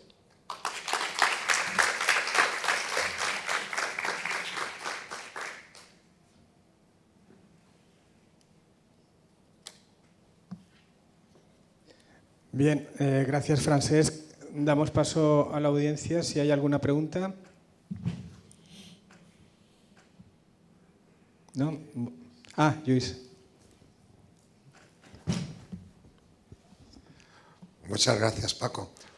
Has dicho una cosa muy importante que quería aprovechar que tú estuviste cerca para preguntarte cuál es tu sensación. Muchas veces aquí en Europa nos quejamos de la falta de apoyo en la investigación en enfermedades raras, pero tú estuviste en África, estuviste en Sudáfrica, en Ciudad del Cabo, y yo también estuve en un congreso en el cual había unos colegas africanos y realmente la diferencia es extraordinaria. La diferencia de la capacidad que ellos tienen de investigación, incluso de diagnóstico. Entonces, ¿tú crees factible que esto vamos a poder hacer algo? ¿O realmente es tan grande la diferencia que va a costar muchísimo que Sudamérica y África se sumen a estos esfuerzos? Una cosa es lo que queramos que pase y otra cosa es preguntarte, ¿tú crees que se pueden hacer cosas? Bueno, obviamente la respuesta más inmediata es que es muy difícil, y de hecho es la respuesta, es muy complicado y va a ser complicado. Yo creo que lo que conozco yo de allí, que era lo que me comentaron en Sudáfrica, obviamente ellos sí que se han movido, sí que tienen más capacidad. Ciudad del Cabo es una ciudad moderna como cualquiera de las que nosotros, me sorprendió muchísimo, como cualquiera de nosotros, y tienen universidades, tienen muchísima capacidad. Tal vez porque han sabido también políticamente reorientar su vida política, de alguna manera, ¿no? Muchas dificultades, todos lo conocemos, todos sabemos lo que ha significado eso, pero han dado más pasos que otros países africanos en ese sentido, y cuando digo africanos digo desde el norte de África también, aunque el mundo del norte de África, por lo que es el mundo subsahariano, creo que es distinto, ¿no? El norte de África está mucho más cerca de Europa, todos lo sabemos, por lo tanto no es la misma situación, pero aún así todo está muy alejado porque la conciencia social tampoco es igual y por tanto, tanto para las enfermedades raras como para la propia investigación y su aplicación práctica. Y eso también pasa en Latinoamérica. En Latinoamérica tienen un problema de hacer pruebas genéticas, vamos, del copón. Es una cosa impresionante. No se entiende. Además hablas con gente de Brasil, y yo he tenido oportunidad esta semana, de Río de Janeiro, y te hablan de que Sao Paulo y sobre todo Porto Alegre, en Río Grande do Sul, que está pegado a Uruguay, es otro mundo aparte, por completo. Ya no te digo nada con respecto al norte de Brasil o Centroamérica. El verano pasado estuve en Honduras también. Es que no hay nada en el sistema público. Y además, no es que la gente no haga cosas, pero se envían al extranjero las pruebas genéticas, lo regulan, se pagan de la manera que sea, pero eso no es suficiente para poder resolver el problema desde la perspectiva de la sanidad pública. Bueno, de la sanidad pública, no, de la salud pública, que da igual que vayas al médico privado que público, eso es un problema de salud pública. Las enfermedades raras son un problema de salud pública ya reconocido, pero que lo han sido siempre como tal. Entonces, va a ser muy difícil. Bueno, ante la dificultad lo que uno no puede hacer es quedar separado y por tanto uno tiene que seguir trabajando en ese sentido y haciendo todo el esfuerzo posible. Yo creo que incluso en los países más capacitados hay un nivel de concienciación en ese sentido de dar apoyo. Lo que pasa es que es tan difícil, no solo de coste económico, sino también tan difícil entrar en un mundo donde las consecuencias del colonialismo hoy afectan también a la capacidad de que vamos, es que es muy difícil entrar en ese territorio, ¿no? Donde quieras ir con buena voluntad, pero la buena voluntad a veces no sirve, no es suficiente, ¿no? Entonces yo creo que que es muy difícil, muy difícil. Pero también es cierto que ha habido pasos en ese sentido y la declaración de la ONU en el sentido de dar apoyo claramente, incluir en la Agenda 2030 de sostenibilidad a las enfermedades raras, pues todo eso que no son actos inmediatos supone un marco adecuado para poder tomar acciones, las que vayan siendo, ¿no?, en cada lugar. Gracias, Paco. Bueno, yo quería matizar una cosa. Evidentemente, la diferencia de los países, vamos a decir, desarrollados con respecto a Sudamérica y África, pues es muy clara. Pero ojo, también pasa en Estados Unidos, ¿eh? Sí, sí. El acceso, dependiendo del dinero que tengas, el acceso a un tratamiento puedes tenerlo o no. Pero hay una diferencia fundamental y es la estructura política. Porque la estructura política hace que la gente piense o no piense. Lo que tú dices de Estados Unidos es cierto, clarísimamente. Pero si nos miramos en el mundo del cribado neonatal, quien realmente lo ha resuelto es Estados Unidos. Todos los estados de Estados Unidos, todos tienen un programa estatal de cribado neonatal. Francia, perdón la expresión, tiene una mierda de cribado neonatal. Francia, es que la segunda pregunta iba por ahí. Primero, es verdad, Francia criba 2 enfermedades, 2. En España, en estos momentos, de aquí a final de año se cribarán 11, pero en Murcia se criban 40 y aquí en la Comunidad Valenciana, pues las 11 justitas. Bueno, de momento 7, ¿no? Entonces, dicho esto, hablando de inequidades, porque aquí un niño lo puedes diagnosticar de una enfermedad que es tratable en función del código postal donde nazca. Esto es tremendo, ¿vale? Y mi pregunta iba, ¿cuál crees tú que puede ser el futuro? Porque tienes este proyecto de cribado neonatal de un montón de enfermedades. ¿A qué vamos? ¿A cribado neonatal genético genómico o cribado preconcepcional? No sé, ¿cómo ves tú el futuro? Esto que me has preguntado ya sé de dónde te viene. Además, no, las dos cosas tienen su sitio. Es decir, el cribado preconcepcional es importante, sobre todo estamos hablando de variantes recesivas, no de la variante de novo dominante, porque eso no se puede hacer un cribado. Es una variante que tendrá el recién nacido. Dominante, de nuevo, por tanto los padres no son portadores. Eso es algo que tendremos que ir.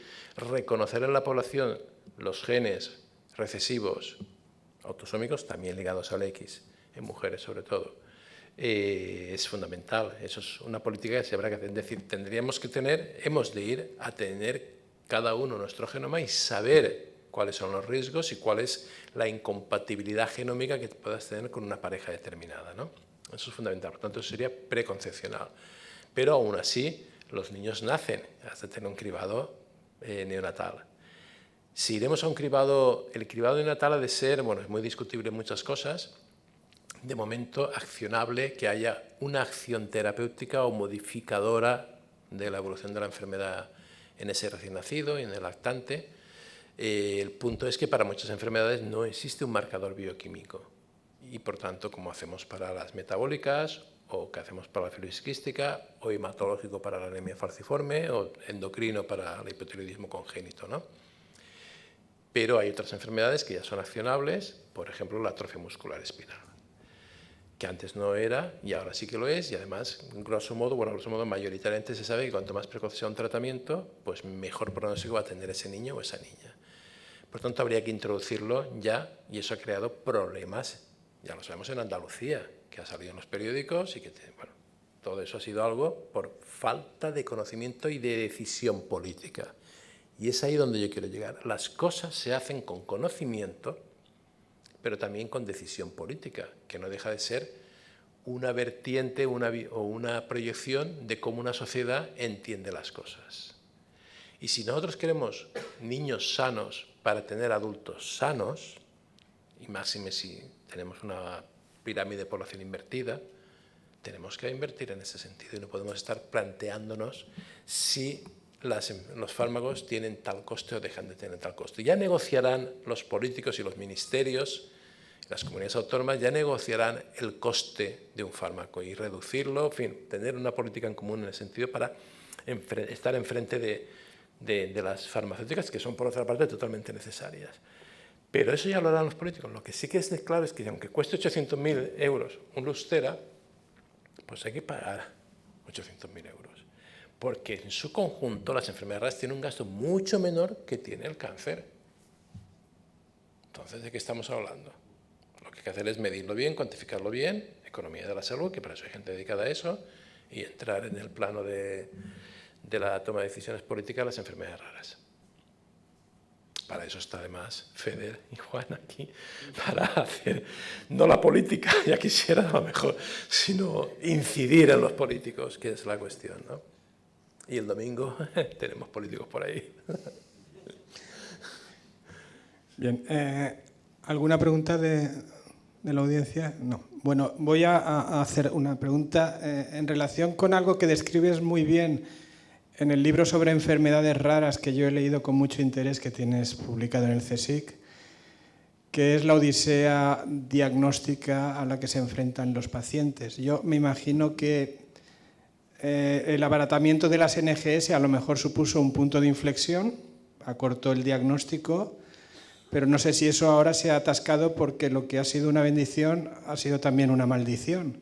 Y es que estamos ahogados en datos y nos falta personal, equipos multidisciplinares en hospitales que estén trabajando de forma coordinada. Entonces, no sé yo si, y es lo que te quería preguntar, si ahora mismo estamos en un estancamiento de ese periodo de diagnóstico, lo acortamos un poco al principio, pero ahora estamos estancados. Y en caso de que sea así, ¿a qué crees que se debe y cuáles podrían ser algunas soluciones? Bueno, devolviéndote digamos, el cumplido, lo has descrito perfectamente, ¿no? Estamos estancados o no vamos todo a la prisa que quisiéramos y que podríamos tecnológica y técnicamente hacer, ¿no? La capacidad de diagnóstico ha aumentado muchísimo. La facilidad de poder hacer una prueba genética para obtener un resultado mucho mejor o más fácil antes que cuando tenías que analizar un gen que si era grande era prácticamente imposible de hacer. Por ejemplo, antes de distrofia muscular de Duchenne analizábamos el 60-70% de las mutaciones porque eran pérdidas de material y teníamos técnicas para hacerlo. Ahora hay mejores aún para hacerlo, pero el 30% se quedaba sin encontrar la variante genética y ahora es porque es un gen muy grande. Secuenciarlo con la tecnología antigua de Sanger, pues, que aún no era viable. Hoy ya lo hacemos por secuenciación masiva y es mucho más barato. Por tanto, eso ha mejorado muchísimo. Lo que pasa es que también no ha aumentado la lista de espera, sino que hemos generado una lista de espera porque no podemos atenderlo todo con la rapidez que quisiéramos, por varias razones. Una, por falta de personal, aunque han aumentado el número de personas trabajando en los laboratorios, pero hacen falta más, porque el análisis de un exoma lleva su tiempo, y no te digo de un genoma. Hacen falta bioinformáticos en los hospitales. Hace falta dejar claro, es mi manera de pensar también, que aunque no le quiero quitar a las empresas que trabajan en genómica y lo hacen muy bien su derecho a tener una empresa, pero yo no puedo creer en un sistema en el que es posible hacer en el quirófano con un TAC, ahora me sale el nombre, un TAC determinado, una intervención neuroquirúrgica y tener todo eso instalado en un hospital y que no podamos hacer nuestras secuenciaciones en los hospitales, porque hay que enviarlo a una empresa, en fin. Eso de incorporarse en la práctica de los hospitales del sistema público. Pero es que además hacen falta especialistas en genética. Yo he llegado a oír que los propios médicos que conocen sus enfermedades y sus genes podrán explicarse a sí mismos lo que los bioinformáticos les pasen del análisis informático con su pipeline de la secuenciación de un genoma, dejando de lado a los genetistas y los genetistas de laboratorio. Eso es inconcebible. Eso es una cosa como para, en fin, si uno está en territorio salvaje, pues no de hacer un diálogo directo, sino entrar a las manos, ¿no? O sea, con ganas de decir, estás equivocado por completo, ¿no? Eso tiene que entrar al sistema sanitario, hace falta invertir. Por tanto, hace falta genetistas. Y no tenemos especialidad de genética con los que formar tanto a gente en clínica como a gente de laboratorio, como a asesores genéticos, que es una tercera pata que hay que saber manejar. Porque manejar la información del genoma es mucho más complejo, porque además no solo tienes tal mutación, tú no puedes decirle a una persona tienes una mutación y ya apáñatelas. No es eso. Uno tiene que informar, saber comunicar, acompañar, resolver problemas, el día que te llama que está embarazada, cosas de ese tipo. Todo eso hay que saber manejarlo para ofrecer el servicio que las personas necesitan. Por tanto, hemos complicado las cosas, estamos mejor que antes, pero no las estamos resolviendo aún bien. Porque cuando no has resuelto las cosas en el momento adecuado, cuando tocaba, eso siempre lo hay. Nosotros tenemos un problema con lo de la especialidad que no veas. Había que acabar con esto, ¿no, Chema? ¿Qué me vas a contar?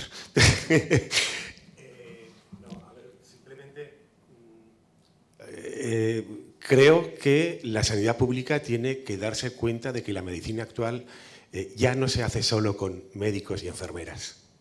Hay que dar paso a equipos multidisciplinares, biólogos, biotecnólogos, etcétera, que se dediquen a la genética, pero ojo, estamos en el mundo de la inteligencia artificial, hacen falta ingenieros, bioinformáticos, telecos, etcétera, etcétera, y en estos momentos no se pueden contratar.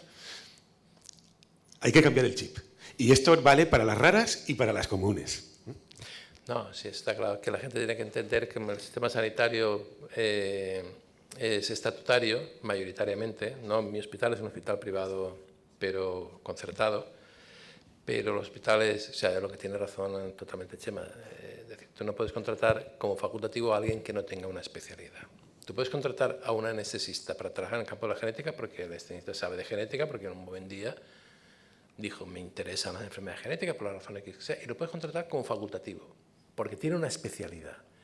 A un biólogo que no tiene una especialidad no lo puedes contratar como facultativo, tienes que contratarlo como titulado superior. Esas plazas salen muy pocas, ganan menos dinero, porque el facultativo gana más. No hace falta ser médico, farmacéutico también es un facultativo, o un físico trabajando en medicina nuclear, es un facultativo especialista, porque además existe la especialidad de radiofísica en el, no sé cuál es, el FIR o lo que sea. Sí, sí. Bueno, nada, muchas gracias por la presentación. Yo quería aprovechar que estaba aquí ya que habéis sacado el tema. Soy Llanos Cuenca, soy profesora de informática de la UPV y desde hace casi 4 años directora general en la Consellería de Sanidad, de Planificación, Eficiencia Tecnológica y Atención al Paciente. Y bueno, muchas de las cosas que estáis comentando las estamos sufriendo nosotros. Sí que hemos hecho muchas cosas, sí que se ha ampliado el cribado genético, se ha ampliado el test prenatal no invasivo a todas las mujeres, porque antes no llegábamos a todos. Tenemos diferentes proyectos del espacio sociosanitario, que creo que es un tema que también hay que tratar y siempre se ha comentado mucho en las jornadas que hemos hecho de enfermedades raras, no abordar solo la parte sanitaria de la persona, sino también que es necesaria la parte social y todos los determinantes sociales que la acompañan. Y en el tema del personal nos hemos encontrado, vamos, ese problema es día a día. Yo no puedo contratar ingeniero biomédico, no puedo contratar biotecnólogo, no podemos contratar científicos de datos que están saliendo ahora y bueno, ahí estamos trabajando, estamos modificando el anexo 4 para ver si podemos contratar a ese personal y hemos trasladado al Ministerio no solo la necesidad de la especialidad genética, sino la necesidad del informático interno residente, porque necesitamos una persona informática que se cree. La informática sanitaria al final salva vidas, está visto que no es solamente las especialidades médicas, y se ha trasladado esa necesidad al Ministerio de que cree esa figura, y bueno, yo la etiqueté como I2R, para un poco más modernos, pero es la figura del informático interno residente que se forme en los hospitales y que luego se pueda continuar. Y nada, quería... Sí. No, es que tenéis que tener en cuenta que eso es fundamental porque si no esas personas nunca van a ser contratadas, porque esa ley no se va a modificar. Nunca se va a modificar, bueno, nunca. Si no tienes un título facultativo, o sea, de especialista en algo, no se te puede contratar como facultativo especialista, que es el término correcto. Y, por tanto, si se te contrata por otra vía de titulado superior, siempre es difícil, pero ahí está, siempre va a ser gente que va a tener salarios menores, por definición. Sí. Y luego quería lanzar la pregunta de cómo creéis que cambiará o mejorará la iniciativa de las red únicas que es para enfermedades raras en enfermedad pediátrica, que liderada por Sant Joan de Déu, participan 25 hospitales, entre ellos la FE. Ayer tuvimos, bueno, se constituyó hace tiempo, pero ayer fue ya la primera reunión de lanzamiento entre todas las comunidades y el Ministerio. Parece que puede incluso llegar fondos europeos y bueno, nos encontramos con el problema que también lo habéis comentado un poquito, de la normalización, la estandarización, los sistemas de información, la variabilidad que hay entre las diferentes comunidades de las historias clínicas que tenemos e incluso dentro de la misma comunidad. Bueno, la red Unicas nació en mi hospital y de la actividad nuestra en enfermedades raras. Es una idea pediátrico de origen, eso tendrá que ampliarse al mundo del adulto cuando pueda ser, pero esta nace en el marco pediátrico. Tampoco podemos desde Sant Joan de Déu fomentar o promover cosas que no estén en el mundo pediátrico porque no es nuestra área de trabajo. Somos un hospital materno-infantil, pero no de adultos. Eso nació por la iniciativa del hospital, por todas las actividades que llevamos a cabo y desde la dirección del hospital, con Manuel del Castillo como director gerente, que es el que lo ha impulsado mucho. Supongo que ayer estaba en la reunión esta en cuestión necesariamente. Se presentó en el Parlamento, en el Palacio de los Congresos, bueno, en el Congreso de los Diputados en febrero, y esa red Unicas, que somos con 25 hospitales en ellas, con actividades ya, proyectos de IMPA, donde son 6 hospitales en este momento, en fin, poco a poco ir haciéndolo, porque hay que recoger fondos para poder ir desarrollando proyectos, ¿no?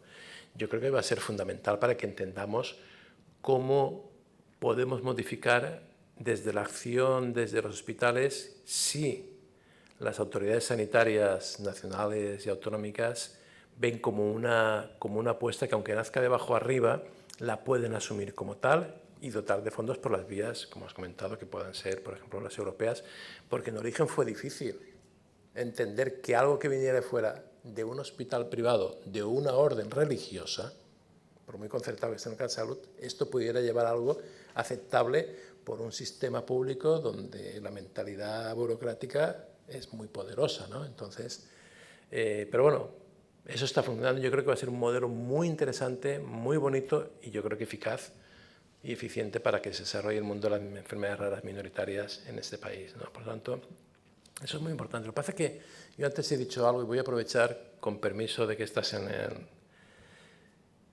la FE tuvo una de las unidades de genética pioneras en este país. Pioneras, es decir, por no decirte la más potente en genética molecular en ese momento, y eso Chema y yo lo vivimos directamente. Yo no puedo entender, yo que llevo 8 años en Sant Joan de Déu y antes ya me había ido de la FE en el año 20 al Consejo Superior de Investigaciones Científicas, no puedo entender cómo mi país, y enténdeme lo que estoy diciendo, no ha sido capaz de desarrollar una política en genética desde el Hospital La Fe y en el Hospital La Fe, pero que haya afectado a 5 millones de habitantes. No lo puedo entender. Ya lo queréis, si queréis lo discutimos, si queréis me planto en la consejería, lo hice en su tiempo y no pudo ser. Hace muchos años, cuando Blasco era el consejero de Sanidad y después Rosado, y no lo puedo entender. ¿Por qué no hacéis un plan de genética como Dios manda en la Comunidad Valenciana? Somos 5 millones de habitantes. Tendría que haber, grosso modo, 5 unidades de genética que atendieran, pero claro, laboratorio, clínicos, asesores genéticos, y no ha sido así. Y partimos de la grandísima ventaja de cuando Félix Prieto era jefe de la unidad de genética, montó como pionero, no fue el único, pero fue de los primeros, y después fue el más fuerte. Solo era, en su momento lo fue en los años 90, tú lo sabes, Chema. Y yo creo que tendríais que tenerlo en cuenta. Es algo muy importante. No, es decir, Chema ha dicho una cosa importante en la que yo creo, pero la atención sanitaria se hace sobre todo con médicos y enfermeras. Si no tenemos eso bien fundamentado, no la podemos dar bien. Ahí viene todo lo demás que es estrictamente necesario. Digo esto como preámbulo para decir, si no hay genetistas y no hay estructura, ¿cómo vamos a hacer llegar el genoma a la sociedad, a los ciudadanos? ¿Cómo vamos a diagnosticarlos bien? ¿Cómo vamos a tratarlos bien? ¿Por qué creemos que pueden funcionar el nusinersen, puede funcionar la terapia génica en atrofia muscular espinal? ¿Por qué hacemos eso? Pues porque sabemos cuál es la mutación que causa la atrofia muscular espinal. Sabemos perfectamente lo que hay que hacer y dónde está. Por tanto, perdonad que sea así, pero es que tengo ya edad para poder hablar de esta manera, edad y experiencia. Es decir, Es fundamental que hagamos las cosas bien. Todo lo que habéis dicho, estoy totalmente... Y lo que tú has dicho me ha alegrado muchísimo, porque veo que estáis moviéndoos. Porque yo estoy alejado de la vida cotidiana de Valencia, ¿no? Pero es que si no asentamos bien lo que es necesario que esté bien asentado, podemos construir castillos en el aire o gigantes con pies de barro. Y yo, que tengo, bueno, lo he visto y lo hemos vivido Chema y yo directamente, es que a mí ya ni me lo planteo, pero si quieres que te sea sincero, me duele ver cómo trabajo en Barcelona y en Cataluña y ver cómo se trabaja aquí en genética.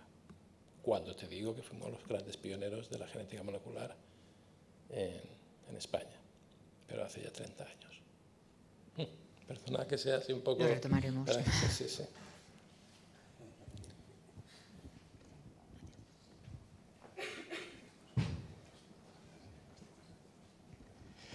Bien, pues agradecemos de nuevo al doctor Palau la exposición. Sí, por supuesto.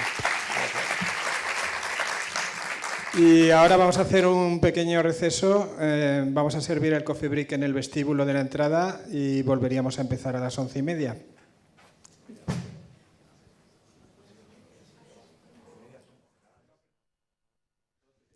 Perdón. A las 11:30 imposible, como no hagamos algo raro, ¿eh? A las 12 quería decir, a las 12 empezaríamos, media hora de coffee break.